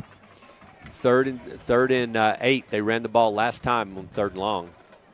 So rolls over right side. Here's the pass. It's going to be caught in front of Brown. And that's going to be that's a 2nd first down. Third, actually. One was by penalty, and so 3rd first down. That time they threw the ball to Caleb Ramirez. Sunnyvale was sitting in a zone, and quarterback did a nice job getting the ball off. That's Maddox. He saw the receiver. The receiver sat it down, picked up a first down, and Wills Point has moved the ball for the first time tonight inside Sunnyvale territory. On the 44, looks like they may be working to take this 2-minute timeout. Yeah, I guess they're going to wait. So 1st and 10, Wills Point calls timeout. Raiders will get the ball to start the second half. Sure would like to get a stop here, though, and maybe at least to get a shot at getting Pendiala in field goal range. We'll see what happens. We'll be back here on Raider Media right after this. This isn't just any burger run. This is a burger run for Whataburger Sweet and Spicy Bacon Burger. 2 fresh all-beef patties with melty cheese, grilled onions, crispy bacon, and sweet and spicy pepper sauce. One for you, one for him, and one for your unofficial roommate, Brad. Always order an extra.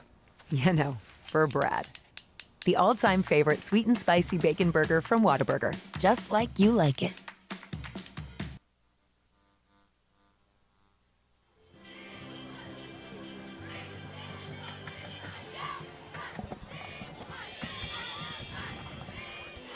$35-0 Raiders lead it. It's a 2-minute warning. Wills Point for the first time tonight in Raider territory after that long pass completion. Yeah, first 3rd down conversion for them tonight, too. Wills Point has 2 timeouts left. It would be Raiders have 2 also. It'd be good. It'd be good for them if they could get points on the board before the end of the half. So here's the run pass outside in front of Stutz. Stutz gets out. Wow, that's going to be tough in film study. Stutz overruns that one, and there's a penalty marker on the play, I believe. No? Yeah, so they ran an outcut. Sunnyvale actually had the safeties pushed off the football that time, expecting a pass, but Maddox was able to complete the pass, and really a nifty run that time by number 4, Hayes Rommel, and he's able to pick up good yardage inside the Raider 25 to the 24-yard line. I think Wills Point's going to have to take a timeout. They had a little bit of confusion. They only had about 10 seconds to go on the play clock, so they're going to take it here. We'll take it with them here on Raider Media. We'll be back right after this. When you bundle home and auto, life can be easier. You choose coverage that makes sense for you, at a price that's right for you, and a local State Farm agent who's there for you. Call State Farm agent Houston Tulos in Sunnyvale today. At Trinity Capital Bank, teamwork is key. We are always on your team, whether it's opening a checking account or applying for a loan. We are here to cheer you on every step of the way. Stop by our branch at the corner of Tripp Road and Collins to meet our team.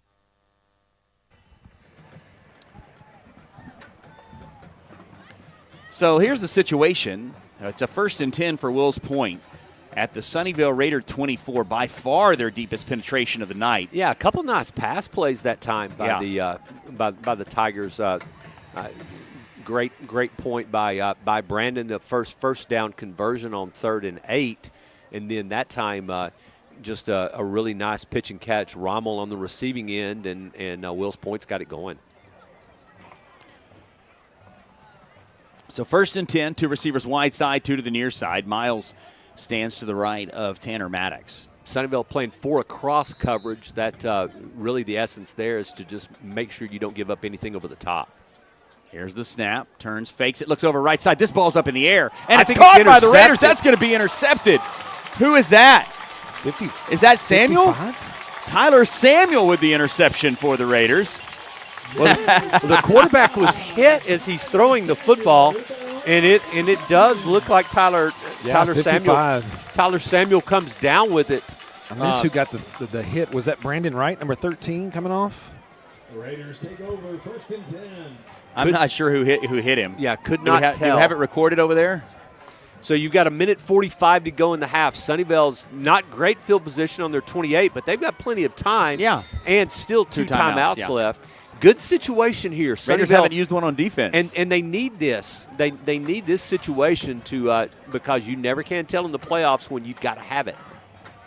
So here's the snap. Looks over near side. The pass out here to Paul Griffin. Griffin down the sidelines to the 40. Goes out of bounds at the 37-yard line. Paul Griffin with that catch. Yeah, actually on the 43. Now, he went out of bounds. Sunnyvale doesn't have to hurry. This guy's offsides here on the near side. Here's the handoff to Cross. Cross makes a man miss.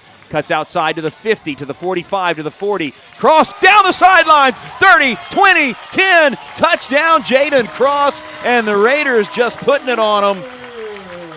41-0 after Cross with the house call. 57 yards down the sideline. And I know he was getting that sideline to be able to step out if he was going to get tackled. But he said, okay, we'll just turn, hit the gas and go on down. They caught Wills Point off guard. The Griffin went out of bounds, and when he did, Sunnyvale got right to the line, handed the ball to Cross. Yeah. And Cross made a talented run, got down the sidelines for the Raiders score. Did we get that one recorded? Good. We'll get it in a minute. Let's play it before we play the commercials. How about that? And the extra point by Pindiala is up, and it's good. Let's see what we can see here on the monitor here. Here looks near side. Here's Cross right down that sidelines. Takes it to the house. How about that? Yeah, good downfield blocking by the Raiders, and Sunnyvale gets on the board in 2 plays. 42-0. Well, we'll just keep it here. We're so grateful for all of our sponsors that help us get on the air nightly. Of course, right now we are also broadcasting on the NFHS network for volleyball. Have we got any of those? I don't know if we've gotten the information about those games yet, Buck, but maybe we can try to find it before we get to. Oh, it is Canton? So your next playoff it's game? Playing Canton. Yeah, it's in Kaufman Tuesday night. Okay. Sweet. In Kaufman Tuesday night. Yeah, right down the road. Yeah. That is the happiest I've seen Brandon in a long time. We drove to Sherman. I just want you to know that. The 3 of us drove to Sherman. And what night were you there? Last night. Thursday night? Yeah. I was in Cushing. Yeah, you're driving all over the nation, so you don't feel too bad. But I'm all over the But you're state. getting paid. That's true. Point that out. That's true. I just want to point out that if I got your consulting fee, I'd drive wherever they want me to. I am a mercenary. There is no doubt. All right. Pindiala set to kick off for the Raiders. It's either our bad negotiation or we got to come up. Just brings a lot more value. You're the one that negotiated for just a district pass, Brandon. I just want to point that out. Oh, yeah. I got a cap tonight. That's true. Did get a cap. This ball's going to be in play. No, the Wills Point's going to have to play this ball over that right side. Martinez with a nice move. Trying to see what happens here. We're going to stop the clock at 1:21. There's a lot of whistles blowing. So as they're sorting through all that, let's kind of check in on the other district. So Crum now has retaken the lead over Farmersville 20 to 15 right before halftime.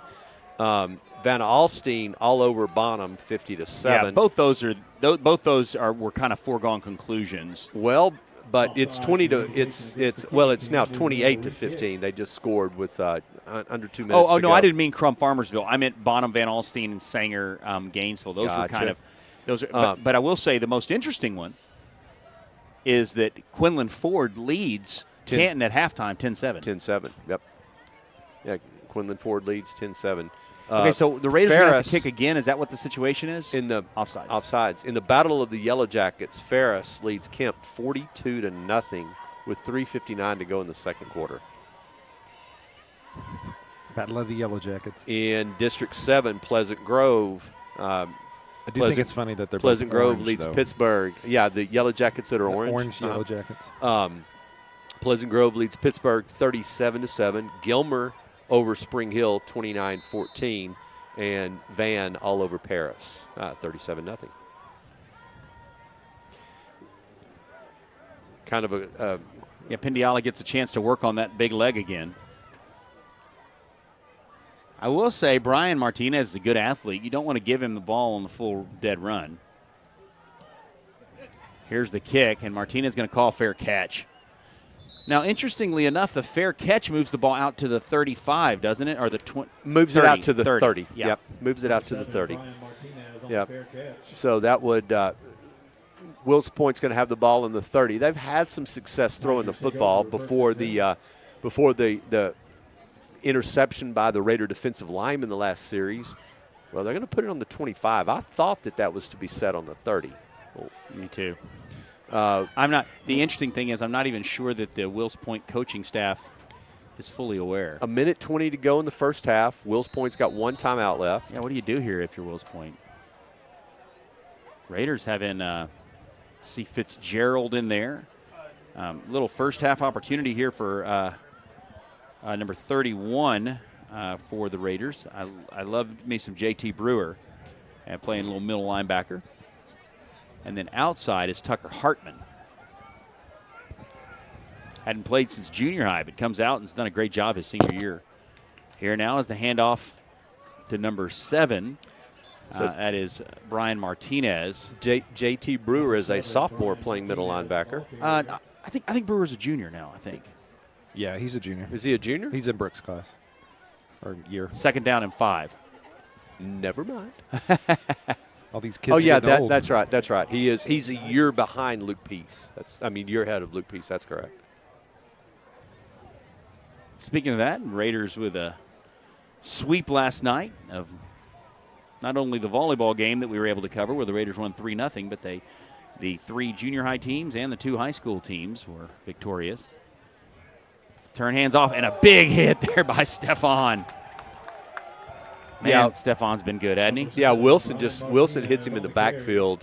They had turned the end loose to read the end, and Wilson hits him deep enough in the backfield that it really wasn't a read situation. I think Sunnyvale is going to take a timeout here with about 21 seconds to go in the first half. Well, I think what they're trying to do is seeing if they can get Pendiala another opportunity. You know, it's something to work on. Might have called it a little earlier if that's what you're going to do. Yeah, and Sunnyvale does have one timeout left. Had you called it earlier, you still would have had one play that they could have run and been able to run the clock down. In this situation, Wills Point runs one play, Sunnyvale calls a timeout. Then if they punt, Sunnyvale may get the ball back with maybe 10 seconds, something like that. Yeah. And Sunnyvale has been explosive in the punt in their punt coverage. They've had a block punt and of course a return for a touchdown.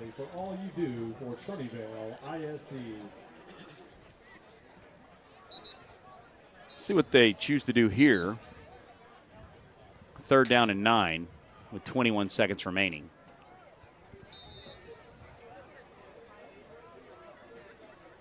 So here's the snap. Quarterback keeper over that right side. It's going to be tackled. You got to call timeout if you're the Raiders, right? Yeah, with 14 seconds. They're going to call timeout and force Wills Point to punt it. Well, again, you know, Wills Point's punt game. They've had a couple problems. The snap came in high the first time, and a couple other times they've kind of had some issues with the snap. They've got Walker back in receiving position again. Last time that's Ant McCoy, Anthony. Oh, is that who that is? Mm-hmm. Big Ant. Yep, number 0. And so Sunnyvale's got 14 seconds to go here in the first half.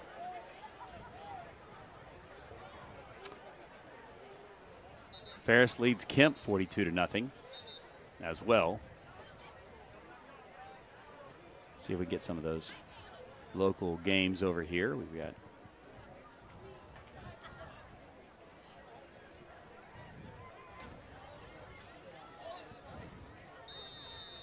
Louisville is beating Geyer. That's a surprise. Rice set to kick. So here's the snap. Rice is going to get this one off just barely, though. Yeah, the ball's going to be punted out of bounds, and so that's going to kill the clock. 7 seconds to go. Sunnyvale probably one play. Maybe if you have a quick pass, you might get a second. But the ball's going to be on the 43-yard line, so this will give Sunnyvale an opportunity to see what they can get done here with this this one play before halftime.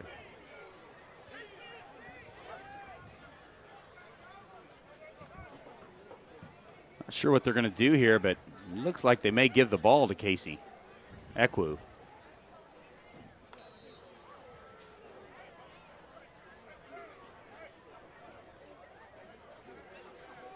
Now, no, they're going to have him play right tackle. I wasn't concerned. Now, I'm telling you right now, I would not have one guy playing bump and run over that side on Leonard. Aiden Brown. Here's Aiden Brown over the right side to the 50, to the 40. Goes down at the... Number 21, Aiden Brown, your ball carrier. He's going to get the first down, but I believe they're going to blocking the back. They're going to call blocking the back. They're going to call it decline it. So the yards count there, Brandon, because they declined the penalty. So that's a 15-yard pickup. 42-0 Raiders lead it here at halftime. Make sure you stay with us. We're going to talk to some dads and some moms of the senior class and hear a little bit from them here on Raider Media. We'll be back for our halftime show right after this.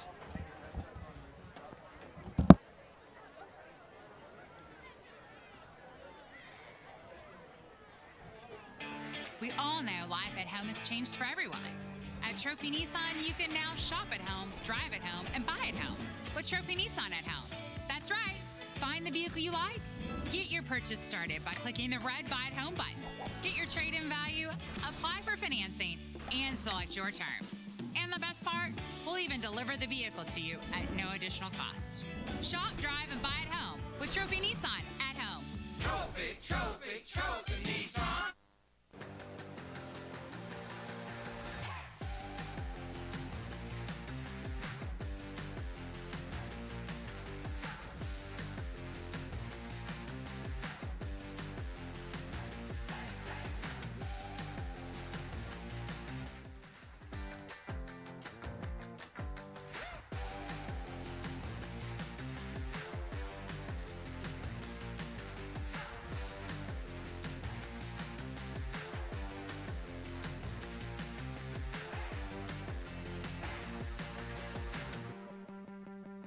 Hi, I'm Paul McDill.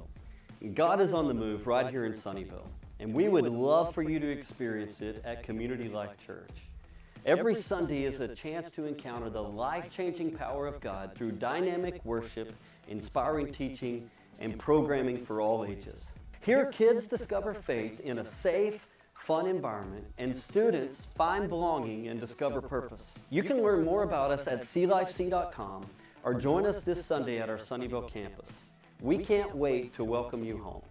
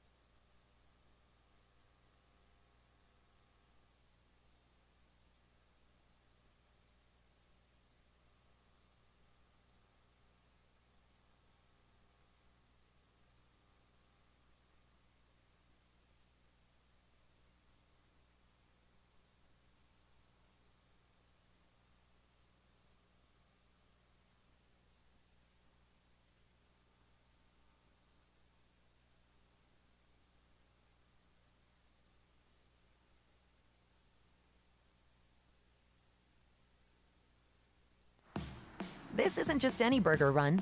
This is a burger run for Whataburger Sweet and Spicy Bacon Burger. 2 fresh all-beef patties with melty cheese, grilled onions, crispy bacon, and sweet and spicy pepper sauce. One for you, one for him, and one for your unofficial roommate, Brad. Always order an extra. You know, for Brad. The all-time favorite sweet and spicy bacon burger from Whataburger. Just like you like it.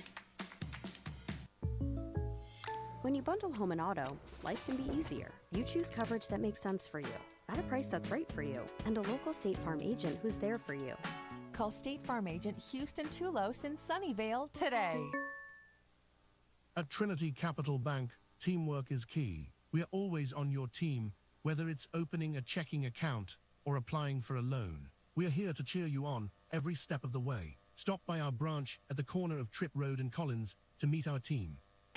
We all know life at home has changed for everyone. At Trophy Nissan, you can now shop at home, drive at home, and buy at home with Trophy Nissan at home. That's right. Find the vehicle you like. Get your purchase started by clicking the red Buy at Home button. Get your trade-in value, apply for financing, and select your terms. And the best part, we'll even deliver the vehicle to you at no additional cost. Shop, drive, and buy at home with Trophy Nissan at home. Trophy, trophy, trophy Nissan.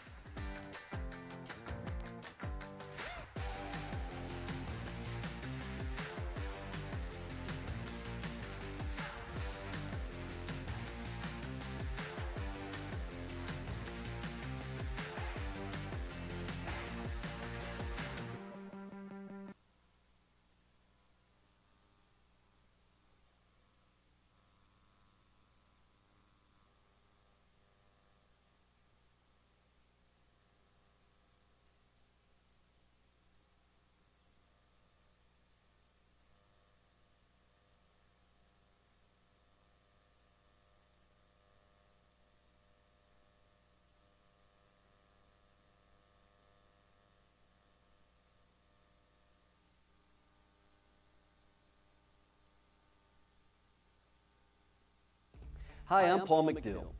God is on the move right here in Sunnyvale, and we would love for you to experience it at Community Life Church.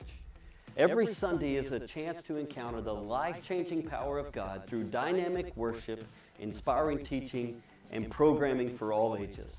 Here, kids discover faith in a safe, fun environment, and students find belonging and discover purpose. You can learn more about us at clifec.com or join us this Sunday at our Sunnyvale campus. We can't wait to welcome you home. This isn't just any burger run. This is a burger run for Whataburger Sweet and Spicy Bacon Burger. 2 fresh all-beef patties with melty cheese, grilled onions, crispy bacon, and sweet and spicy pepper sauce. One for you, one for him, and one for your unofficial roommate, Brad. Always order an extra. You know, for Brad. The all-time favorite sweet and spicy bacon burger from Whataburger. Just like you like it. When you bundle home and auto, life can be easier. You choose coverage that makes sense for you, at a price that's right for you, and a local State Farm agent who's there for you. Call State Farm agent Houston Tulos in Sunnyvale today. At Trinity Capital Bank, teamwork is key. We are always on your team, whether it's opening a checking account or applying for a loan. We are here to cheer you on every step of the way. Stop by our branch at the corner of Tripp Road and Collins to meet our team. We all know life at home has changed for everyone. At Trophy Nissan, you can now shop at home, drive at home, and buy at home with Trophy Nissan at home. That's right. Find the vehicle you like. Get your purchase started by clicking the red Buy at Home button. Get your trade-in value, apply for financing, and select your terms. And the best part, we'll even deliver the vehicle to you at no additional cost. Shop, drive, and buy at home with Trophy Nissan at home. Trophy, trophy, trophy Nissan.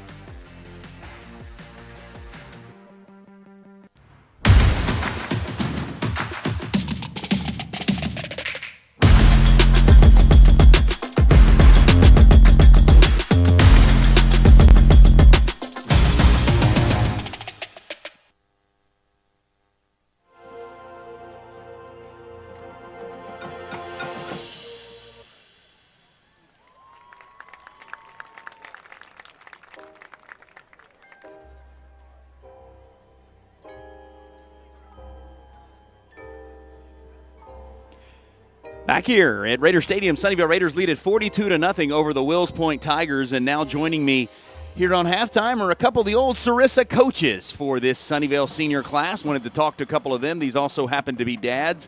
Of course, that's the only way that you get coaches these days. There's no pay or compensation, but guys, I can just tell you that was a lot of fun thinking back to those Sarissa days and those opportunities to coach our kids from those early age. Absolutely. It was so fun. I love seeing them now.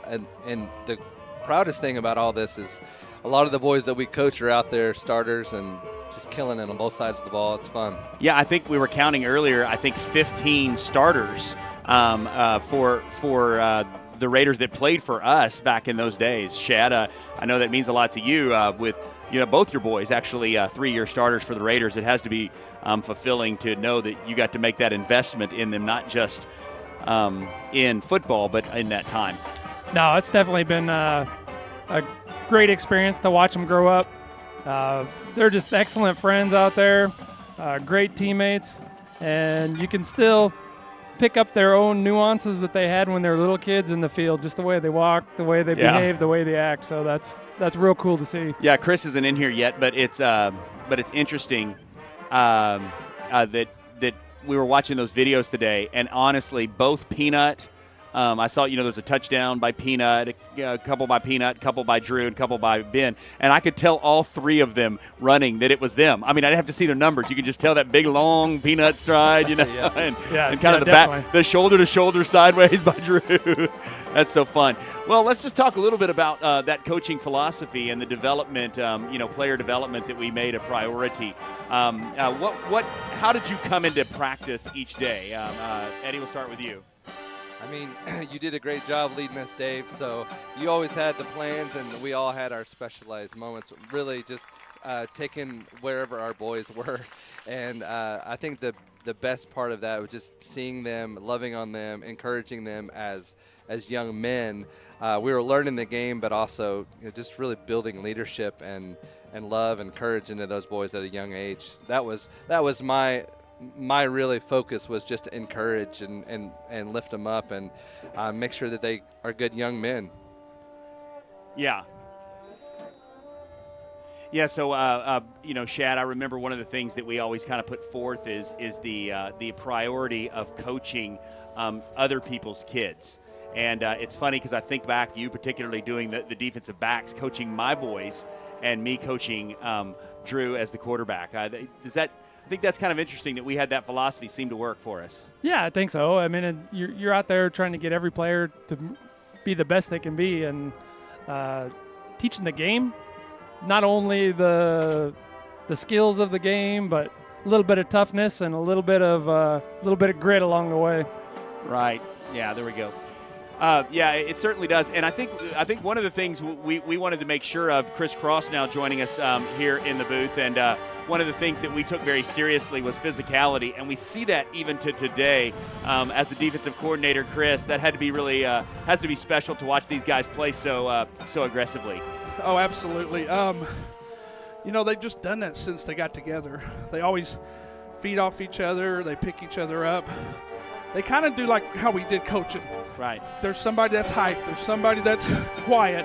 There's somebody that's loud, but they all come together. Right. I think they're just well balanced. Yeah. And they love each other.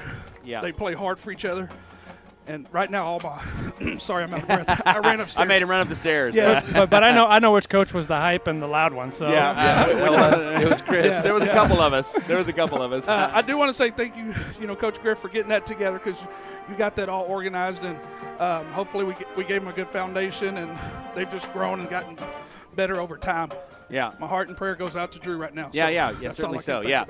Well, of course, we're hoping for the best in every situation, and thinking about just really how player development is so important, because at the end of the day, and I know Eddie, reading that article this week about Jude, about football developing more than just as a skill for him, but ultimately being about life. How have you coached him through that? I think one of the most important parts that we talked about in the article when we were able to talk to Dallas Morning News is just that when disappointment and hard things happen, to be able to just hang on through that, because we're all going to experience difficult things. And so I was such a proud dad to see him walk through struggle and really depend on his faith and what he's learned and what the support of his family, his friends, and his faith in God to be able to help him get through that. So just to have more than just – and one of the great things that Jude said was football is not everything. There's a lot more to life. And so I think we were able to instill a lot more than just being out there on the field on Friday nights. And he's just got a lot of depth and character to him. A lot of times I'll tell my wife, I care about this way more than I probably should. Tell her that pretty often. but it really is special. Think about those early days, and of course all 4 of our boys who were playing, and we were coaching together. I guess we were the first 4 coaching, and Blake Helton's joined us here in the booth, and he joined us on that last year. Really kind of completed that. Really, that 6th grade team was that was a very special squad. Unstoppable. Really, honestly, I felt like we could have beat just about any select team in the Metroplex when you consider, and especially where those kids are today. Yeah. What's your favorite memory when you think back through, I don't know, from 3rd grade on? Of course, Drew, I had him since kindergarten. Yeah. So talk about that. What your favorite memory? Start with you, Chris. Okay. I think just watching those light bulb moments, coaching them and just repeating, like, let's do this, let's do it again, let's try it, let's get a little bit better, and they just get it and it clicks. So hearing them say, I fly downhill, I fly to the football, things like that we kind of just reminded them, but seeing them absolutely get it in that light bulb moment, say, got it. Yeah, certainly so. Shad, how about you, man? When you asked me to come up here, the first thing I thought about was our very first game out in Rockwall, the first time we ever put the shoulder pads on them, and we're trying to put them on, put the jerseys on. They can't figure out how to put the jerseys on backwards, but and I've got that picture of them all standing like this with their hands on their hips. Exactly, but no, just them growing as men. And like Eddie says, it's life's bigger than football. Right, yeah. But it teaches you so much about it. It does. Yeah, it feels like that camaraderie and things. And for those that are listening at home, I mean, we still have text messages going back and forth with the original 4, and then we've got some with Blake and with Ronnie Makeda and all those kinds of things. Those are great things. Your memory, Eddie? So I loved Bull in the Ring and Oklahoma Drill. Oh, man, we were going old school. I mean, they don't even let people do that anymore. No, I was about to say, they won't even let them do that anymore. I think we would have gone to jail for some of the stuff we put those kids through. I remember one day I got so mad at them, I made them do burpees. Yes. And I was doing the burpees with the full push-up and everything. Those kids, I was like, no, we were going to do burpees. But I have to say, it shows up tonight, on the field, though, that physicality and strength and just, I mean, toughness that we started with them. I think it just has come through all these years of football. So absolutely great. And if you give that to Blake, I want to catch him. But Chris, stay here for a minute. I want to ask you about this because really, what is most interesting is, I guess you would probably say God brought you here to Sunnyvale in large part through that connection to Sarissa football. Walk me through that decision and how you knew that he needed to be here for high school. Well, absolutely. So we wanted to come over here early with Caden Cross, and he wasn't able to come over here.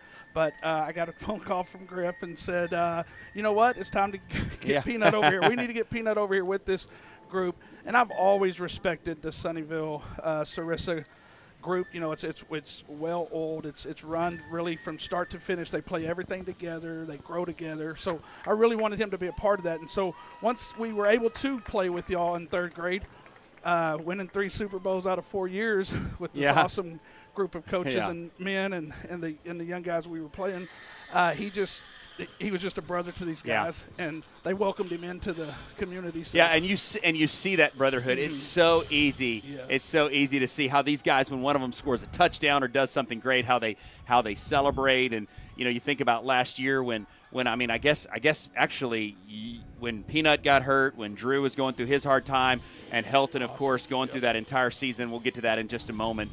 But, boy, those are some memories, aren't they? Great. It really helped those young guys. They'll never forget that. And Blake, of course, coming over in 6th grade. Of course, Sarissa, a big part of your story coming over.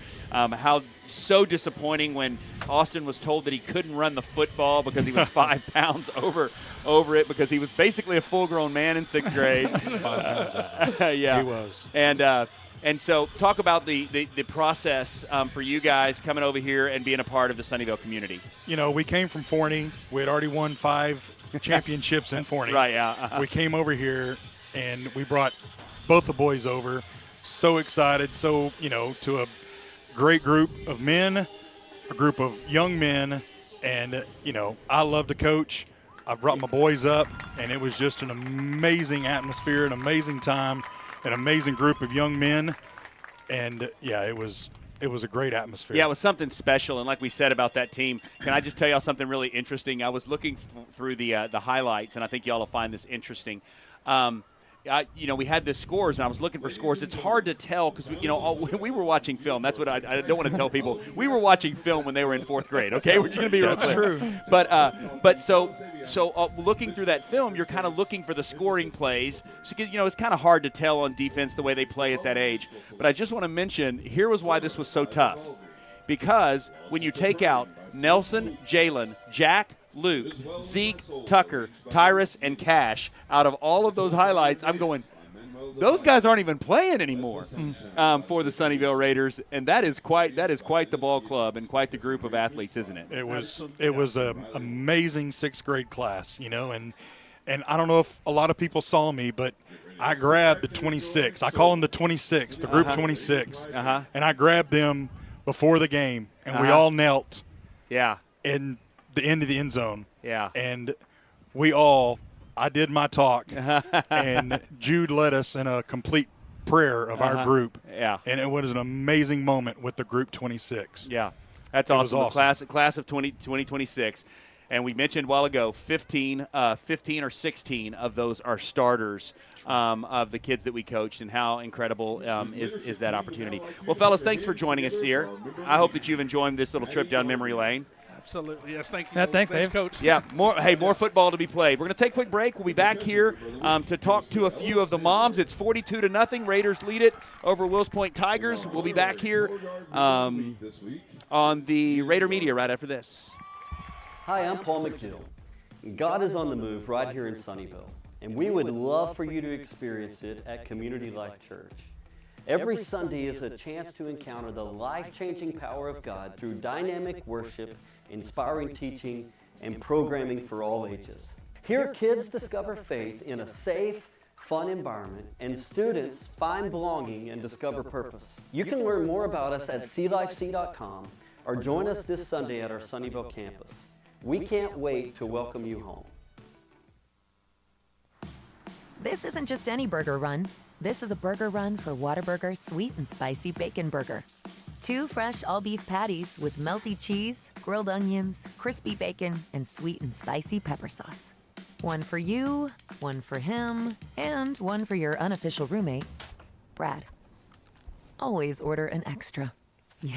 For Brad. The all-time favorite sweet and spicy bacon burger from Whataburger. Just like you like it. See, we'll get a little bit of the Raider band as we're waiting for a couple of these senior moms coming in, right? Yeah.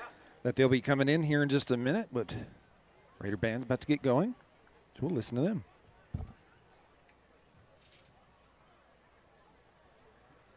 And now, ladies and gentlemen, setting the Raider standard of excellence, senior drum majors Ethan Durr and Sydney Wofford, color guard captains Abigail Phillip and Suzanne Joseph.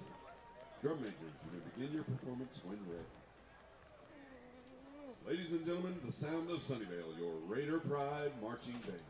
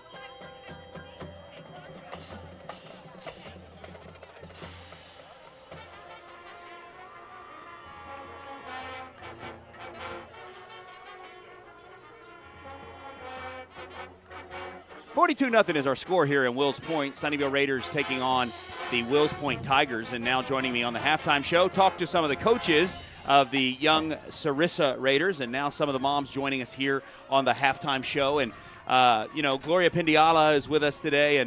And Gloria, really, first of all, this has got to be kind of bittersweet for you, that final night watching Gabe kick, where he's been kicking on varsity for, almost 4 years. Yes, it is. It's definitely heart-touching and heartwarming, and we hope to go 8 more games. Yeah, that sure would be nice to get all those games in there. Yeah. And to see that. Shanna, for you, this has to be an interesting season, thinking about what Austin went through last year, not being able to play after starting as a freshman and a sophomore. First Sunnyvale Raider ever to start every single game as a freshman and sophomore, and then to have the devastating back injury. What has that journey back been like for you and your family? It's nerve-wracking. Every game is nerve-wracking, but it's been great to watch him come back and be explosive and just keep fighting back and not letting his injury keep him down. Right. And Shannon, when we talk about Luke coming and playing football this year after several years, and actually since junior high, not playing football, what was that process like for him to decide to come back and be a part of these Sunnyvale Raiders? A lot of his decisions were his friends, wanted to come back his last year and just finish strong, doing all he could do his senior year with his friends and create memories with that. Right, and there's no question he's had a lot of success on the baseball diamond. Yes. But there is something really special about football, which feels like you're going to war, right? There's people getting injured and Yes. all kinds of stuff that there's all kinds of ups and downs and emotional tugs to football. Do you feel that as a mom? Do y'all feel that as a mom, in the stands when you watch a game that's really actually fairly violent, to be honest with you? It is. Yes. Yeah. Yeah, you constantly tell your kids not to fight and hit each other, and here you are encouraging them to fight. Well, there is that little pin-up aggression that you have to kind of, get out occasionally It as helps. moms, certainly so. So, Shannon, let me ask you this. Anything interesting that the people at home need to know about Luke that they wouldn't, that he wouldn't want us to know? Anything? Come on. Something that when he listens to this, he's going to, oh, my gosh, Mom, can't believe you said that. No, actually, no. He's been pretty good. He's had some stories that he has gotten in trouble, but Okay. I think I should keep some of those to myself. Keep those to yourself. Yeah. Yeah. It's between us. It's between us, too, because Yeah. we don't want to pull anyone else into this story. Yeah, right. Certainly so. Well, when you look at this, my boy's Ben and Paul, they have so many great things about him, but they are absolute slobs. I mean, they are slobs. I'm not sure that they're going to be. I think they're going to be hoarders in college. It is a worry. if they room together. So I don't know. Maybe my boys are the only ones, but I'm like, hey, y'all have got to stop this. Yeah. Certainly so. Well, Lauren Becker now, the mother of the cornerback, Klein Becker, joining us on the broadcast. And Lauren, when you think back to Klein coming and joining the football team back in the 3rd grade, how has being a Raider for so long been such an important part of your family? Well, it's so much a part of these boys' identity. Football, he's our oldest of 3 boys. All 3 play. They guide on him so much. And this is an emotional night seeing these boys be there for each other with injuries, celebrating big plays, all of it. It's so bittersweet, and we're just excited for a big playoff run this season. But yeah, I'm with the other moms. We can't tell most of the stories. They're not halftime appropriate with boys. We can't. Okay, we just can't. Okay. It's not Anything at all then? Anything at all that you want us to know that we wouldn't know? Like for instance, like Austin is a hunting guide. How crazy is that? Yes, he is. That a senior in high school is a hunting guide. Yes, he Is it hog hunting that he helps him do, or is it hog, deer, you name it, he'll do it. That's certainly. He loves it. Yeah, so actually when I told Gabe I was going to come up here, he's like, did they run out of options, Mom? Like, what's wrong? But no, so actually I do have one story. When the kids were younger and they'd get in trouble, we used to live in Mesquite in like Creek Crossing, and there's the little daycare that had giraffes and stuff. So when they'd get in trouble, we'd go over there, and the giraffes would talk to them. We'd be like, "Hello, Michaela and Gabe. I see y'all are in trouble again." So they're still terrified of them, but you know, you do what you got to do to keep them on the straight and narrow, I guess. Yeah, certainly. Anything on Klein? You got anything on Klein that you can give us here? All Come I on, can, man. All I can say is adolescence is a roller coaster.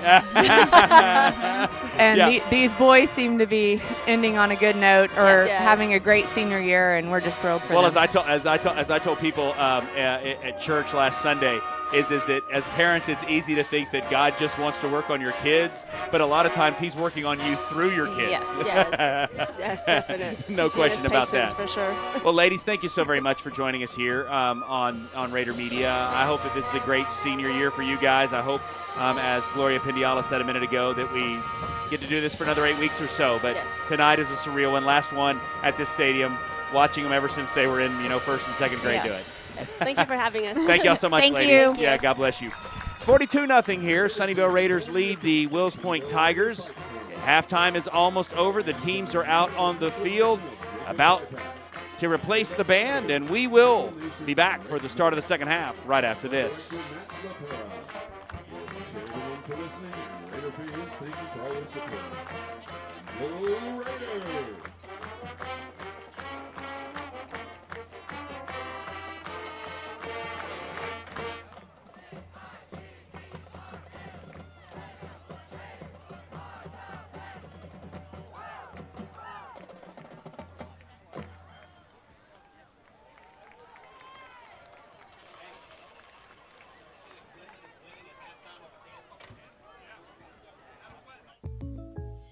When you bundle home and auto, life can be easier. You choose coverage that makes sense for you, at a price that's right for you, and a local State Farm agent who's there for you. Call State Farm agent Houston Tulos in Sunnyvale today. At Trinity Capital Bank, teamwork is key. We're always on your team, whether it's opening a checking account or applying for a loan. We're here to cheer you on every step of the way. Stop by our branch at the corner of Tripp Road and Collins to meet our team. We all know life at home has changed for everyone. At Trophy Nissan, you can now shop at home, drive at home, and buy at home with Trophy Nissan at home. That's right. Find the vehicle you like. Get your purchase started by clicking the red Buy at Home button. Get your trade-in value, apply for financing, and select your terms. And the best part, we'll even deliver the vehicle to you at no additional cost. Shop, drive, and buy at home with Trophy Nissan at home. Trophy, trophy, trophy Nissan. It's 42-0. Raiders lead it over the Wills Point Tigers, and let's see how we got there. Brandon Krauska.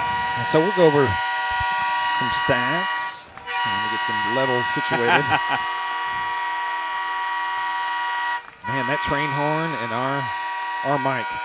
But 251 yards for the Raiders tonight. That's on almost 20 plays, averaging 11.5 yards per play. 5 touchdowns. Yeah, did you say 11.5 yards a play? Yeah, actually, I think it's more than that. I need to fix my little stats app. It's counting penalties as plays. I'll get that figured out next week. But, averaging a whole lot. 5 touchdowns. They've got 4 penalties, so it's been a little sloppy at times that we've seen, so they have to get that figured out. 124 yards on the ground, 4 of those touchdowns, 127 yards through the air. That's 7 for 10 for the quarterback Maupin. Has the 1 touchdown. 4 total first downs because the vast majority have been big plays as they've gone down the field. We'll kind of look at some of these individuals. So as I said, Kason Maupin, 7 for 10 for 127 yards. He's got a long of 51 yards. Jaden Cross, 5 carries, 87 yards. He's got 3 of the touchdowns tonight, with his longest being a 57-yard touchdown. Kason had a rushing one. Aiden Brown had a rushing one. Riley Harris had a rushing one. Hudson Leonard's kind of leading the way with yards, but that's only on 1 catch. Riley Harris has 3 for 40. Ben Griffin has 2 for 21. Paul Griffin has 1 for about 15. Wills Point Tigers, only 60 yards so far. 12 rushes for 22 attempts for 12 rushing yards. 6 of 9 in the air for 48 yards. A rough night for the Tigers offensively as that kickoff goes out of bounds. Yep. and 1 of 8. So the big thing here is 1 of 8 on third down. They did have the fourth down conversion, and really the Raiders have not seen many of those third downs. They're only 1 of 3, which is not a great percentage, but only 3 third downs tonight. Well, as you said, the ball goes out of bounds at the 29-yard line. That'll move it up to the 34. It'll be 1st and 10 Raiders there. It appears that, for the most part, the first offense will be out there to start this half. Yeah, Do not see Cross out there. Do see Maupin, though. Yeah, Aiden Brown comes out at running back. I anticipate that they're going to run a series or two again just to you got to stay crisp. Yeah, you've got to. So Maupin calls for the ball. Here's the snap. Turns, hands off Brown over that right side. Brown keeps his legs churning. He's going to pick up about 8. Well, Sunnyvale came out that time in 11 personnel, 3 wides with an H-back, and just ran one of their base plays, just power to the right that time. Brown picked up about 8 yards. Sunnyvale trying to see if they can establish something on the ground. This time Brown does not have much, but does make a man miss past the 50-yard line into Wills Point territory. What a pancake there by Casey Ekwu. Well, that time they came out and they ran what they call a pin pull. The H actually pinned the end man on the line of scrimmage. Ekwu pulls around, and when he did, it was Ekwu on the corner, and that's a mismatch. Yeah, Justin Brooks was not happy about the way that went. Yeah, but pin pull, good pin pull scheme. Brown picks up the first down. Two plays on the ground, 2 first downs. Now Maupin under center. Here's the snap. Turn, hands off Brown over that left side. Brown's going to pick up about 5. Kind of the old, just an ISO play right there. That's exactly what it was. It was ISO. They brought Delaba, the H-back, brought him in the backfield, and Delaba just led forward to the linebacker. Brown picked up about 5 yards there. 2nd down and 5. They still have first down on the down marker, but here's Maupin calling for the ball. Got a free play coming. Is that right? I didn't see any flags, though. Catch is going to be made by Paul Griffin. Yeah, it's good. Going to be a 11-yard pickup. Yeah, 10-yard route by Griffin on the outcut. Perfect pass, good route, and Sunnyvale moves the chains. I thought they may have been offside. This time they're coming up in a little press coverage. Just see if Maupin makes an adjustment here and takes a shot. Yeah. Yeah, you got Leonard. If you run a post with Leonard, is there any way to stop him? No, there's nobody in the middle of the field. Maupin's going to try to hit Harris, and that ball is incomplete, and they're going to call a to be honest with you, I didn't think that was interference. They tried to run Harris on a corner out. Again, press coverage. It was just straight man, and Harris had a step on him. Ball was overthrown when Harris went up. They may have called – yeah, they're going to call pass interference on the Wills Point there. Yeah, I knew that's what they called because of the way he threw that flag, but I did not think that was pass interference, honestly. Well, when Harris went up, it looked like the Wills Point defender just kind of tried to get in the middle of him and got him with his body. So I think that's where the PI comes from. So 1st and 10 for the Raiders now at the 20-yard line. They lead it 42-0. Yeah, back to 11 personnel. Yeah, there's an H-back. Turns, hands off right side. That was a quick hitter to Brown. And honestly, Brown just unfortunately ran right into one of the Wills Point players. He hit the hole with all kinds of animus. You know, one of the things that they've talked a lot about Brown is just hitting the hole. And, that time I think if he just kind of sticks his foot and bounces it just to the outside one hole, he may walk in the end zone. I think you're right. But the speed he's hitting these, right? Oh. He's getting it and running. Well, we've seen him at times be a little, not necessarily tiptoe, but really looking for those holes and kind of being a little timid coming through. That is not what we're seeing tonight. You got a false start here on one of the offensive linemen.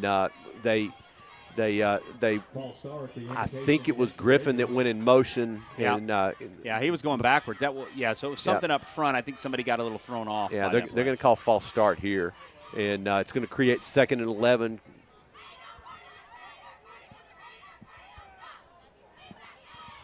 So 42-0 here. Here's the turn, looks over left side. Here's the pass over the middle to Griffin. Griffin into the end zone for the Raiders score. There's a slight bit behind him, but Griffin with the reception and walks into the end zone. So they went to that time they were in 4 wide. Griffin was the inside receiver. They went to an RPO look, and Griffin, just what they call a glance route. He had inside position. Maupin put it on him, and that time I believe it's Paul Griffin gets. No, that was Ben. Oh, that was Ben. Was it 11 or 6? I believe it was 11. It was 11. Gets the ball in the end zone. When Maupin took a big hit during that throw, we saw the ball kind of come out a little goofy. I think that's a little of why it was behind. But no need to worry. Raiders put up 49 now, 49-0, and Raiders lead it. You'll be back on Raider Media right after this.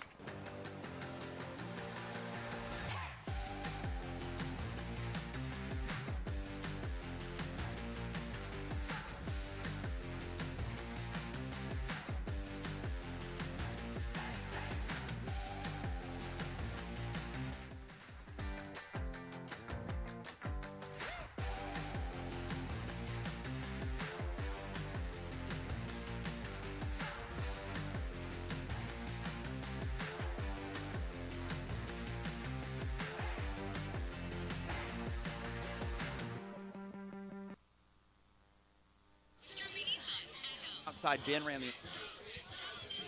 Back here in Sunnyvale, Texas, Raiders go up 49-0. Look at this play. Let's watch it again here, Doug. Here it is, the inside, and there's Ben Griffin into the end zone. Yeah, on the instant replay, it's reflective of the RPO, and again Griffin on the glance route just gets inside position, and Maupin's able to get the ball to him for a Raider score. 22-yard touchdown, is that about right? Or yep, is that right? 22. Yep. So Raiders look over to their coaches. Ball's at the 40-yard line. 9 minutes remaining in the third quarter, and now you're just trying to run out the clock. Canton has taken a lead back over Quinlan Ford, 14-10. Ball comes down at the 2-yard line. Fair catch called for. Yeah, ball's going to come out to the 25-yard line. Wills Point will set up 1st and 10. Most successful drive of the night. They were able to convert a 3rd down, and then had a pass, but ball actually went over to the Raiders on an interception, and Sunnyvale, I believe, had a 2-play drive for a score. Yeah, very efficient offense tonight. No 7 doubt. touchdowns on only 310 yards. Yeah, once again, short field. Raiders haven't had to do much. Right. Interesting right now, don't know if you noticed, but Hudson Leonard playing a little cornerback over there. 1st down and 10. 2 receivers wide side, 2 here to the near.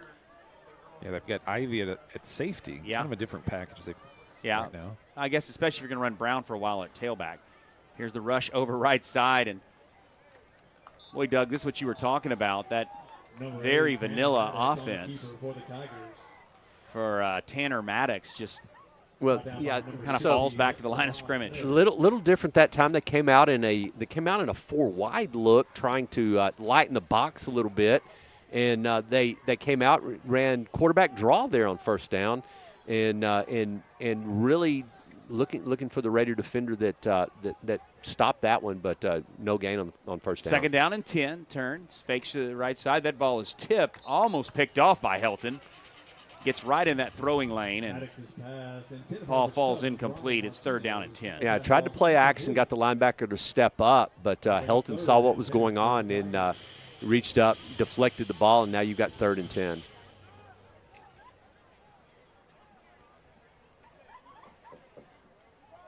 It's 3rd down and 10. Tanner Maddox is the quarterback. Ashton Miles stands to his left.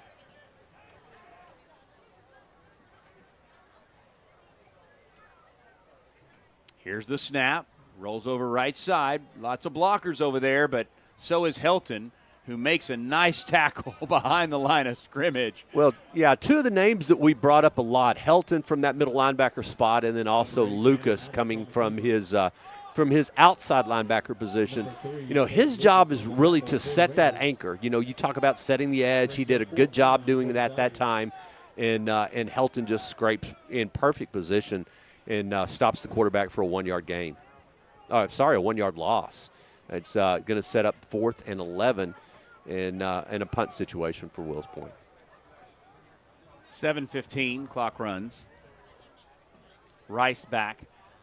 We've had some trouble with this deep snap all night long. Here's the snap. Almost gets away from Rice again.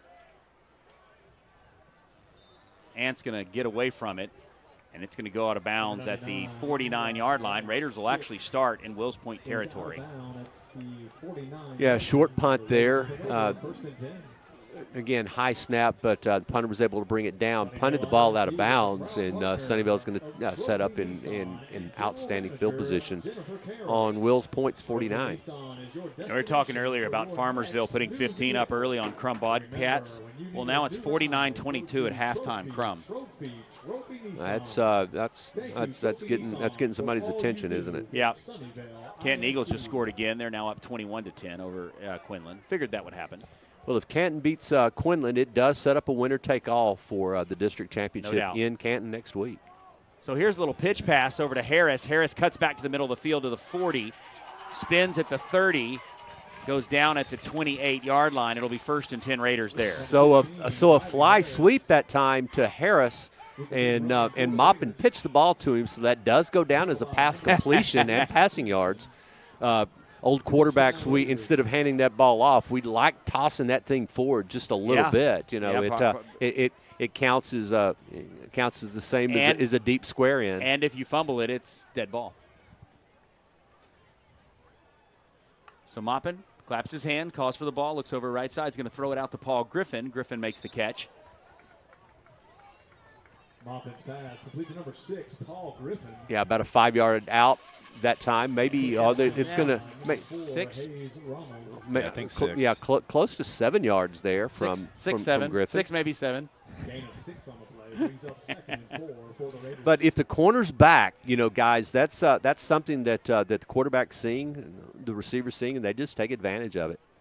Here's the snap, turns, hands off Brown to the 20, to the 15, to the 10, cuts to the inside, touchdown Raiders. Well, go back to the pin pull scheme that time, and Brown just walks it in for a Raider touchdown. Griffin down with a good downfield block, and Sunnyvale's back on the scoreboard.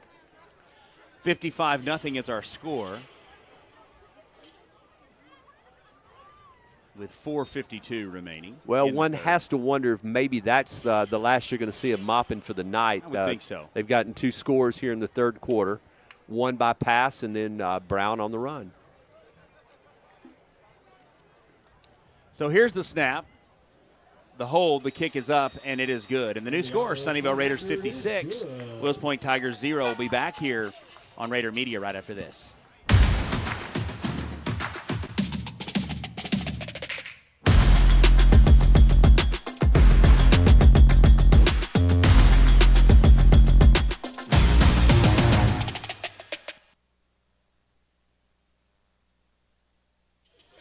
So watch this play here on the replay. Here's the fake pass, and Brown cuts back to the middle of the field, and really just a good job blocking it all the way up and down the field. David, they just sealed off the right side of the offensive line. You want to watch it one more time? And Brown just makes a nice cut. It was the pin pull scheme. No one there, and Griffin on the downfield block. Touchdown Raiders. Yeah, allows him to cut back to the middle of the field. 56-0. Pendiala set to kick off for the Raiders.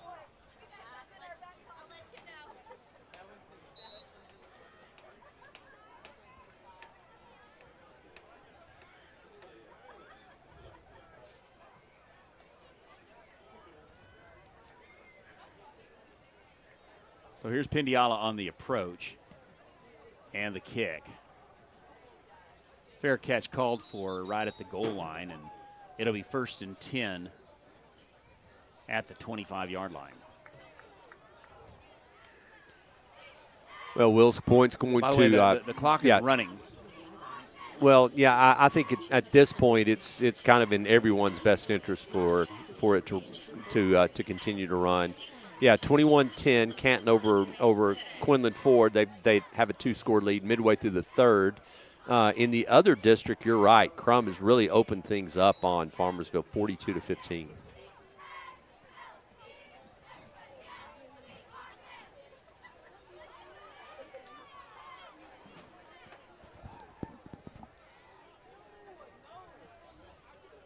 So 1st and 10 now. Quarterback remains Tanner Maddox.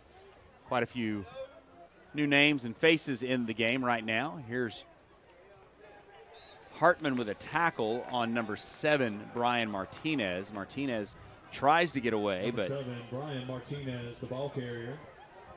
Hartman takes him from behind and pulls him down. Tackle on the play by number 12, 2nd down and Tucker 8. Hartman, and number 51, Jack Hamill. Short gain on the play brings up 2nd and 8 for the Tigers. So 2nd down and 8.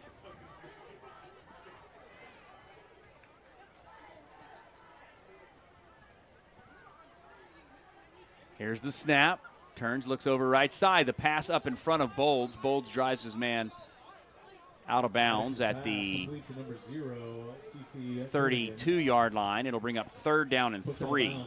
Yeah, that time Coonigan with the out cut, and Maddox hits him for a gain of about 5 that time. Bowles runs him out of bounds. So you're going to set up 3rd down and 3 for Wills Point as they work to try to generate some additional offense here.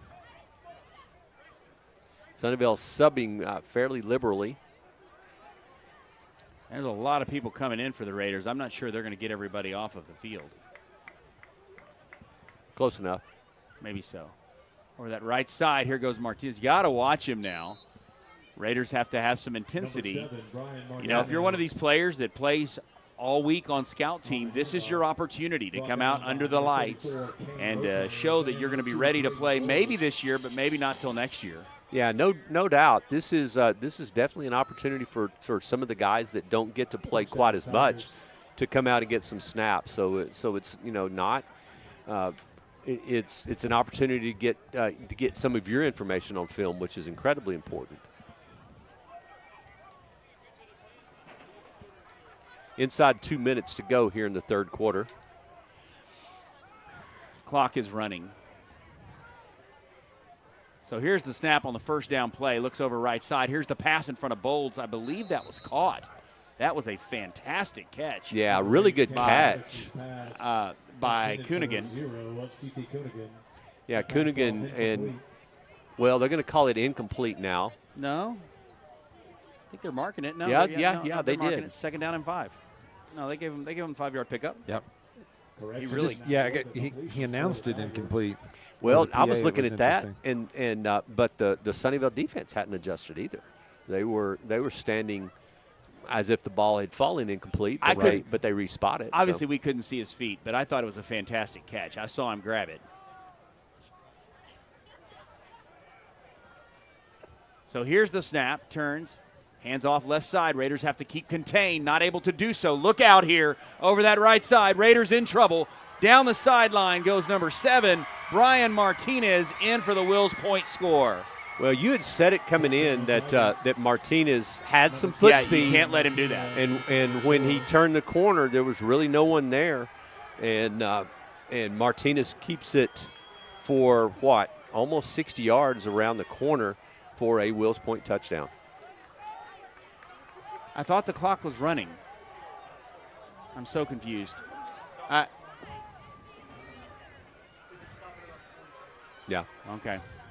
Yeah. So they'll stop it. They'll stop it on scoring plays, and then wait till after the kickoff to start it back.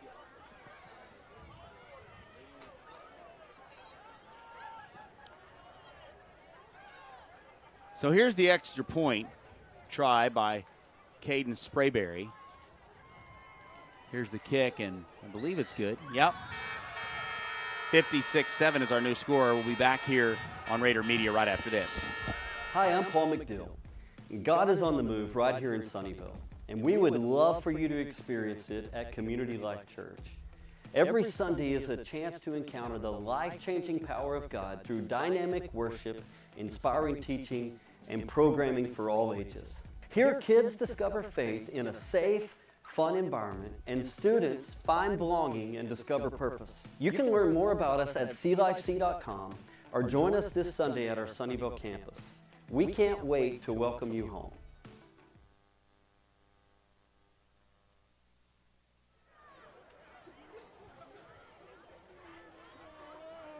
"56-7 is our score. Let's see if the Raiders can hold the ball for a minute here. The best defense is a good offense or something like that. Suspect that you're going to see Rice with a spinner kick. He lays this ball sideways every time. Yeah, he did the kickoff to start the second half and actually kicked it out of bounds. I'd like to see this one to Grayson Walker, who scored earlier on the he scored earlier. Let's see if he scores here. Now watch this spinner if he tries to. So are you're calling for a kickoff return for a touchdown? I'm calling if he kicks it to Grayson Walker. Okay. I think it's possible. All right, that's Walker's going to pick it up at on the return. 9-yard line. Let's see what he does here. No, I may have got that one wrong. But he does keep his legs driving and gets out to the 24-yard line. Number 28, and it's first and 10, and yep, here comes Gillespie in. Well, Casey Maupin's night's going to come to an end. Sunnyvale has scored 8 touchdowns on the night, 56-7, and Maupin continues his strong play. What, 2 touchdowns on the night? Yeah, 2 touchdowns and 1 on the ground for him. He'll finish 11 of 14, 193 yards. With the longest pass is 51 yard. And then he has a single carry for 17 and another touchdown. 11 of 14 is good on air. It really is. It really is. 56-7 is our score after 3 quarters of play. We'll take a break. We're here on the Raider Media. We'll be back right after this. This isn't just any burger run. This is a burger run for Whataburger Sweet and Spicy Bacon Burger.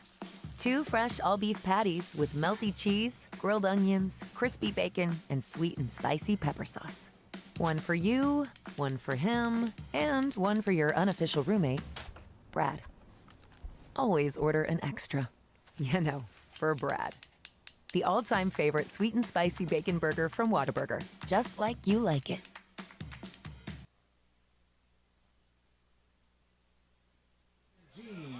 Brooke Clark, Brielle Dorico, Hylela Mustafa, Kennedy LaJoy, Jeremiah Willis, Jenna Rodriguez, Daya Patel, and Jessica. 56-7, the Raiders lead it here. It's first and 10 for their own 24-yard line. Let's see if they can keep the ball for a minute.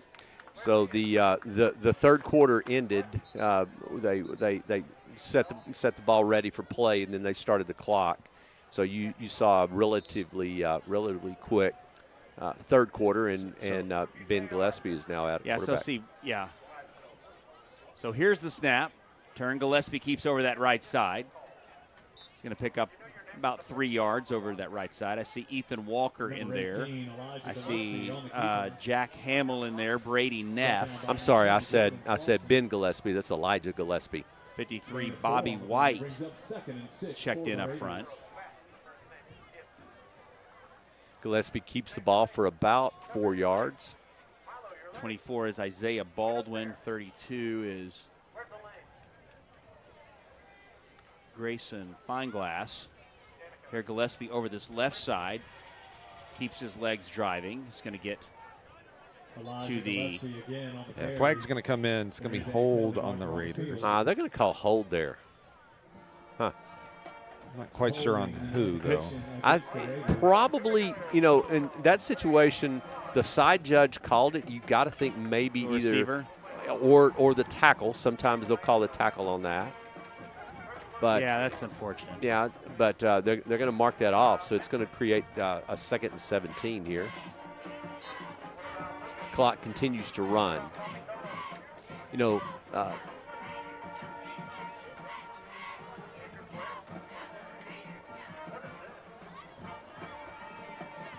Here's McCoy over that right side. Late flag, maybe an offside's coming.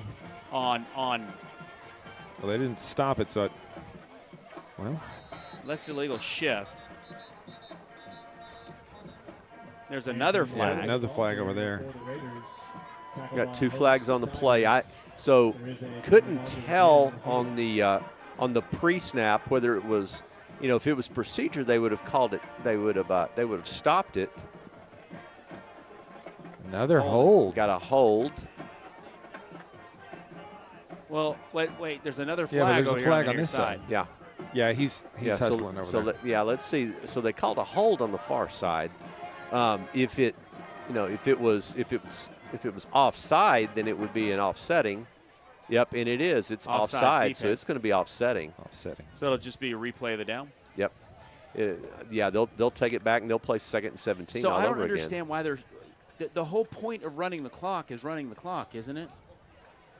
I don't really understand what the plan is on that. Well, are you saying why they stopped it this time? Right. Yeah, they stopped it just for the penalty and the little bit of discussion. So I assume is the white hat running that, or is that somebody's just discretion? Yeah, no, it would be the white hat. So they'll set it ready for play, and I'm sure they'll run it from here. So. Yep, 2nd and 17. Offsetting penalties. We will replay 2nd down. So having trouble trying to get it on the correct hash. They're going to put it on the left hash down here on the near side, and now they're going to set it ready for play. Yeah, now he's running. Yep. Bold's out there on the far side. Braden Weed has checked in the ball game as well. I will say with Gillespie in, this is some important snaps for him. Turn, here's Ant. He's going to be swarmed. Got to have a little better blocking. Yeah, good tough little run, but not a whole lot of blocking there. And McCoy's going to be stopped. No, dropped for a 5-yard loss. Yeah, Yep. I do like the effort coming out of Ant, though. Right. He's not the biggest running back out there, but he's taking them on four at a time. I think you're churning right. his legs, I think keep he's pushing. Not the biggest. I agree. Maybe not the biggest.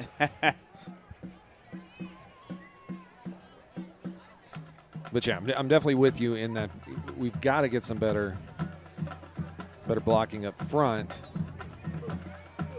1-on-6 doesn't always work so well. Man, just Gillespie throws that into, literally 1, 2, 3, 4, 5, 6, 7 players right around Weed, who goes over the middle. Throw that over the top to Bolt or something. But Weed, he had clearly, Coach Varnado had tagged Braden Weed, and that was going to him no matter what. Yeah, as to where that ball was going to go, Gillespie just tried to force it into coverage, and Sunnyvale's going to have to punt in this situation.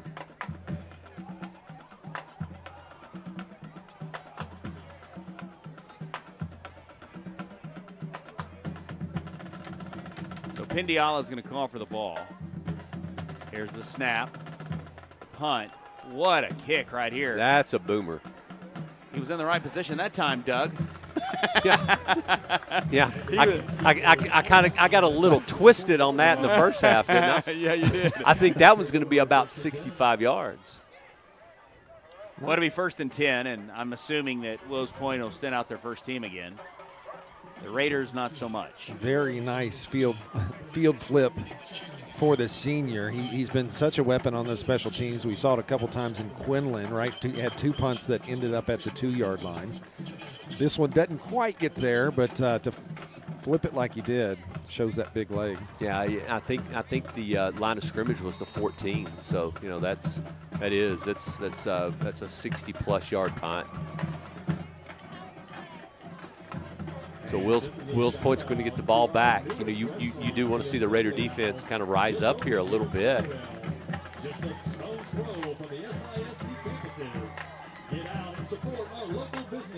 So 1st down and 10. 2 receivers wide side, 1 to the near. Quarterback Rice, number 99. Don't see that much. Oh, my goodness. Here we go again. Rodriguez, the outside. You have to keep contained, and a nice job there by Stutz to come up and make that tackle for only a 3-yard gain. Looked like that was going to be a problem again. When you've got a speedy player like that, you've got to make sure you don't get outflanked. And actually, that wasn't number 7 Martinez. That was actually number 3 Braden Crow, the senior. Yeah, you want to do a good job there, making sure that you've got good lane discipline. You know, everybody's got to have their pursuit angle. Rice hands off to Crow again. Crow wants to go back inside. Raiders having trouble making tackles here. Number 3, Braden Crow on the carry. Yeah, Crow picks up the first down yardage, crosses the 40 out to the 41-yard line. And again, you know, the tackle made there by Kane Lopez. 1st and 10 now for Wills Point.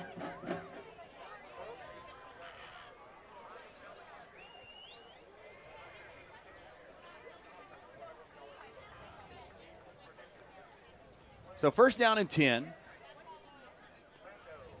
Turn, hands off right up the middle. Breaks the line of scrimmage. Raiders make the tackle at the 48-yard line. The Wills Point 48.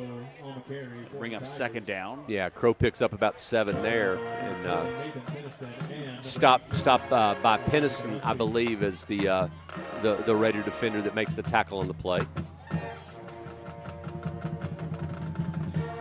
So they're letting the clock is under 6 minutes now. Quarterback gets the signal from the side. There's still no huddle, and you've got number 99 in at quarterback. Yeah, Rice. So here's the snap. Looks over left side. Here's the pass over the head of C.C. Coonigan. 3rd down and 3. Yeah, pass came in high that time. So, you know, in looking at it, Sunnyvale is going to go to 8-1 on the year. They're going. Looks like Canton is ahead of Quinlan Ford, so this is going to set up a big week 11 or last week of the season matchup between the Raiders and Canton at their place. Oh, a nice tackle behind the line of scrimmage by Fitzgerald and Tucker Hartman. A 2-yard loss. It's going to bring up 4th down and 5. Now, you have to kind of play nice here, I guess, don't you? Does Wills Point go for this? Because it feels like. Yeah, I think I would think they're going to go for it here. I'm just telling you. So feels a little. I don't know. So the winner next week would be the district champion, and finishing 1 is definitely an advantage as you think about going into the playoffs. So it's going to create a big situation between those two schools next Friday night, 7 o'clock in Canton. And David, I'm going to take just a little bit of liberty here.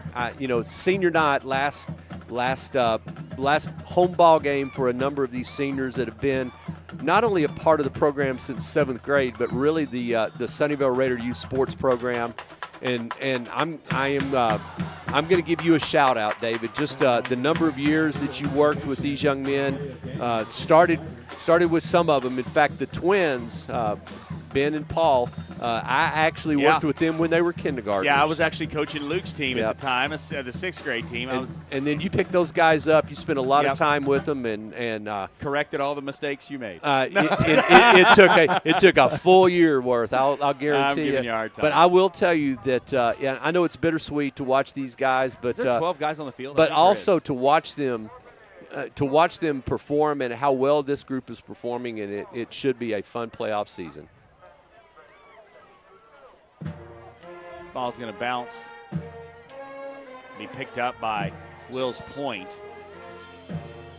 Touched dead at the 36-yard line. Now, when that ball is touched by one of the Wills Point players, if you're a Raider, there's no damage there. That's right. It becomes live. You can pick it up.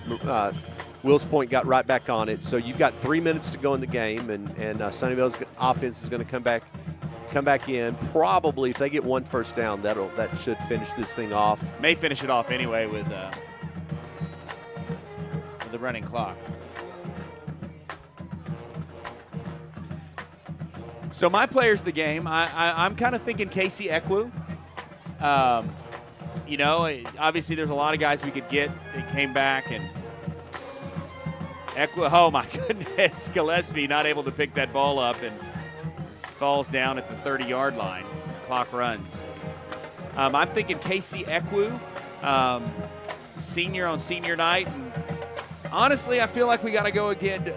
Don't we kind of have to go with Austin Helton? I mean, we've called his name a lot. I mean, it just felt like he was making every tackle out there. It's senior night. Have you had Paul Griffin up? And no, or Ben Griffin or Paul Griffin. No, they've. So which one scored the touchdown Ben tonight? did. Ben scored the touchdown. Sounds like it's a good night to have Ben Griffin up. Okay, is that your nomination? Are you seconding? Are you going to second that? I'm okay. good. Okay, we'll go with Ben Griffin and Casey Ekwu. And do you want to bring up Austin Helton 3? We can do 3 people. That's fine. We've done 3 here at home a couple times. A personal foul is called against Wills Point. And that's going to do it there, Doug. I'm not sure if Raiders are going to kneel, but did get a first down here. Got a first down with the run. All right, Ben Griffin, Casey Ekwu, and Austin Helton. Let's go those 3. Yeah, McCoy with a nice run there, and they're going to tack 15 yards onto it. And so Sunnyvale's going to have the ball on the Wills Point 34-yard line. Yeah, now, was that Peniston or was that McCoy? That was McCoy. Yeah, it was McCoy. Well, Peniston's in now. No, that's 25. That's not Peniston. Who's 25 for the Raiders? Got to look and see. Gets the carry there. Oh, that's Luke Giordano. There's a flag that was thrown late here. Yeah.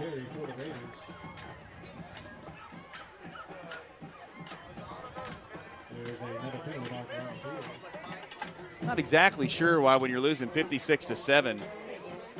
Well, a little bit of frustration, I'm sure.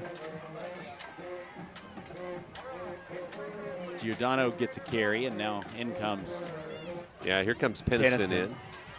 Hey, watch out for Peniston, man. He's tough.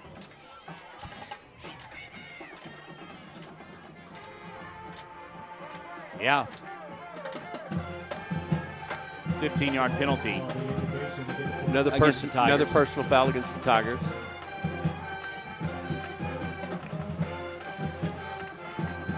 Well, Sunnyvale's got it on the 15. They'll start the clock, but you know, if Gillespie, Peniston, one of them scores, they score here. So you've got to run your offense.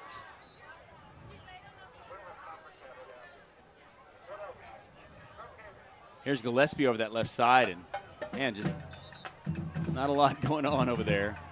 Yeah, try to run quarterback counter away from Peniston's direction, and not a whole lot happening there. Wills Point was able to make the play. Number 44 came in first. My guess is one more play. Yeah, I think this was the last one. Turn hands off McCoy, cuts back to the middle of the field, now to the right side. Look McCoy out. Breaks into the secondary. He heads over to the right side. Touchdown, Raiders. Well, that was kind of what you talked about. McCoy just did a really good job. Started to the left, broke it all the way back to the right, and he used that speed, got the ball in the end zone.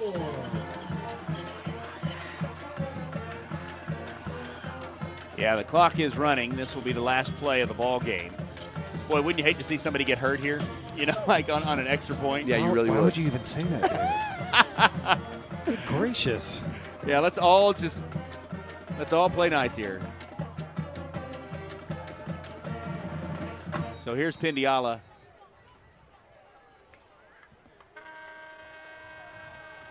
Well, there you go. The ref was saying, no, we're not even doing this. Run the clock. Yeah, he didn't want to kick it.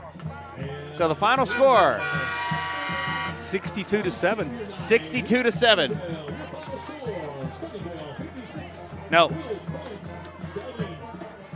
No, it was 62-7. Yeah, let me check on that. Hang on. Yeah, unless they didn't count ants, but I don't think that's the case. It was 62-7. Yeah, so the last play of the game, McCoy runs it in the end zone for a touchdown. Not sure why they didn't kick the extra point, but the official called it a ball game. And Sunnyvale's going to go to 8-1 on the year, Brandon. You know, they're on a really good run. Next week's going to be, Canton, right? Canton's always got a tough team. It'll be interesting to see. We're at Canton next week. And in between here, we'll have some Lady Raider volleyball coming up early next week. So be on the lookout from that from the Raider media. That'll be on NFHS. There'll also be So anyway, that'll be early next week, Monday or Tuesday. Be the second round of the volleyball playoffs. Well, just special acknowledgement that time to the Raiders for another quality game. Again, all three phases: block punt, punt return for a touchdown, and the offense was efficient, and the defense was stifling all night. So the game we've been watching: Canton 28, Quinlan Ford 10. Yeah, that's what we with got. 7 minutes to go in the fourth. All right.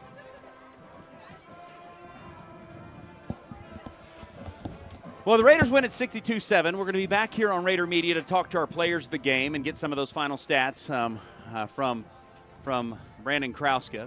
And we'll be back here on Raider Media to wrap it all up right after this.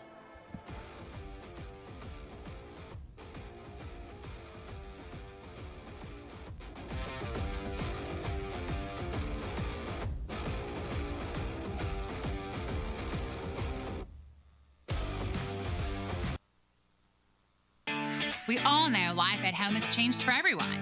At Trophy Nissan, you can now shop at home, drive at home, and buy at home with Trophy Nissan at home. That's right.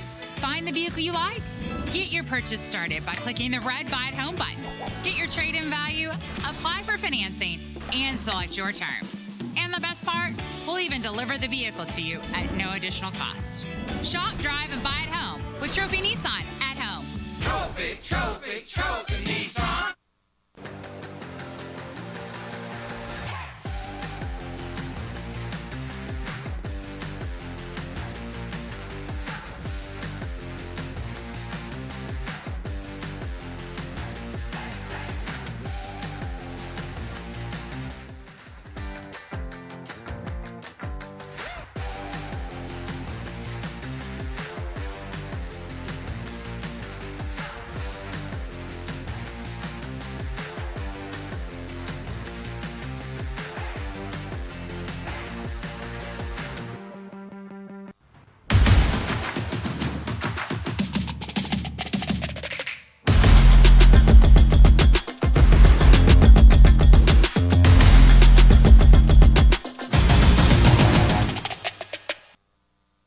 Hi, I'm Paul McDill. God is on the move right here in Sunnyvale, and we would love for you to experience it at Community Life Church. Every Sunday is a chance to encounter the life-changing power of God through dynamic worship, inspiring teaching, and programming for all ages.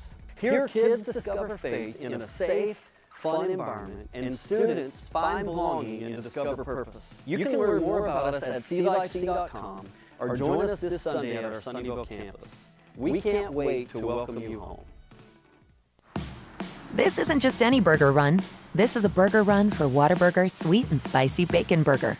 2 fresh all-beef patties with melty cheese, grilled onions, crispy bacon, and sweet and spicy pepper sauce. One for you, one for him, and one for your unofficial roommate, Brad. Always order an extra. You know, for Brad. The all-time favorite sweet and spicy bacon burger from Whataburger. Just like you like it. When you bundle home and auto, life can be easier. You choose coverage that makes sense for you, at a price that's right for you, and a local State Farm agent who's there for you. Call State Farm agent Houston Tulos in Sunnyvale today. At Trinity Capital Bank, teamwork is key. We're always on your team, whether it's opening a checking account or applying for a loan. We're here to cheer you on every step of the way. Stop by our branch at the corner of Tripp Road and Collins to meet our team. We all know life at home has changed for everyone. At Trophy Nissan, you can now shop at home, drive at home, and buy at home with Trophy Nissan at home. That's right. Find the vehicle you like. Get your purchase started by clicking the red Buy at Home button. Get your trade-in value, apply for financing, and select your terms. And the best part, we'll even deliver the vehicle to you at no additional cost. Shop, drive, and buy at home with Trophy Nissan at home. Trophy, trophy, trophy Nissan.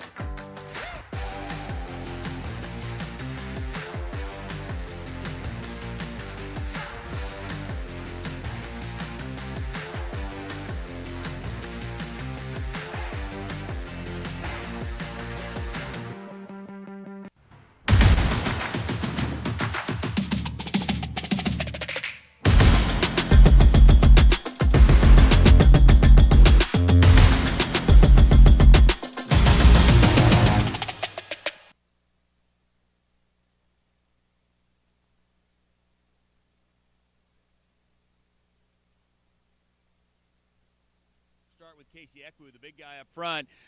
Casey, saw a couple of nice pancakes. You told me they were coming. Yes, what did you see about that defensive line that you knew you could dominate today? The fact that they were mostly, running for me the whole time, but obviously, they're a lot smaller than us and we're a lot more physically dominant. So the whole line did a good job at, displaying that dominance, that physical dominance. We had to feel good. The first half, 11.5 yards per play for the offense. That's got to make you feel good and really explosive. Yes, sir. No, for sure it does. Like I said, the offense was really efficient. I'm hoping Duff's going to take us out later to eat, but, we got to see.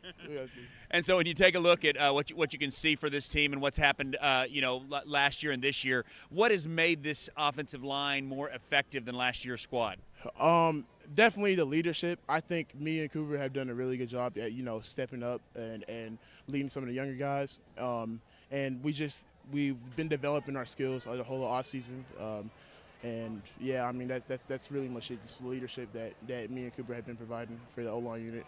Certainly so. And now Ben Griffin had a really nice game on offense. 3 receptions, 58 yards, a touchdown there in the second half. What did you really? It seemed like you could do whatever you wanted to in the passing game tonight. Yes, sir. I just want to, first of all, thank my Lord and Savior, Jesus Christ. Without him, I'm nothing, and just thankful for those opportunities given me to go out and play the game I love. But it all starts up front with our offensive line. I mean, giving Mop all the time in the world and allowing us to get open on those routes.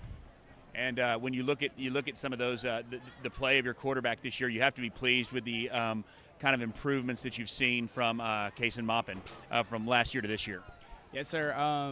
The biggest thing I think for him is he's really stepped up his leadership. He's really taken that role of an upperclassman and really held us all accountable, getting us up here on the weekends and just making us all better. Certainly so, and Austin Helton, our defensive player of the game. I think you're the first guy to be back here a second time this year, but we had to do it because we were calling your name basically every play in the first half. Did they just leave you unblocked, or what was happening? Man, at the beginning there, they kind of were leaving me unblocked, but that's their problem to deal with, not mine. So, we all were flying to the ball really fast tonight. I really think it being senior night really just made everybody play harder and come together as a family tonight. So when you think about this senior night, all 3 of you guys seniors, how does it feel to go to battle with your brothers week after week? Man, it's amazing. We truly have built a family. We all play with all of our heart, and when we get on the field, we're not looking at the last game. We're always playing for the next. Right, and so as you look into the next game with Canton, anything that you want to say about this matchup? Year over year, Canton, of course, this will be the district championship. Had a tough one tonight with Quinlan, at least in the first half. They were trailing at halftime. But what can we expect to see from this squad? Let's talk about from you first defensively. Yeah, defensively, we just got to play physical. There was a lot of trash in that game last year, and I didn't play, but I know it's gonna be a little difficult. So we just all got to play physical and come downhill. What can we expect to see from the fast-paced offense from the Raiders? Yeah, just knowing that we don't have a set amount of games left. We got to go after and attack everyone, win our one-on-one matchups on the outside, play a lot of man. So go out there and just take advantage of every opportunity. And what will preparation be any different this week? Preparation, is always going to be the same. We play for the next game. All we can do is really just play with physicality and knowing that we're trying to play for the next game. So that's all we can really do. Fantastic, fellas. Congratulations on a big win. And that's it for tonight here on the Raider Media. We're so grateful that you joined us tonight. For everyone that's been a part of this one, for Tracy Nix, who's been on camera tonight, as well as a couple of students, Buck Baskin, who's been doing all of our producing, Brandon Krauska with stats and some great commentary himself, and, of course, the old ball coach. I'm David Griffin saying so long from Sunnyvale Raider Stadium, where the Raiders prove victorious 62-7. We'll be back in Canton, Texas next week.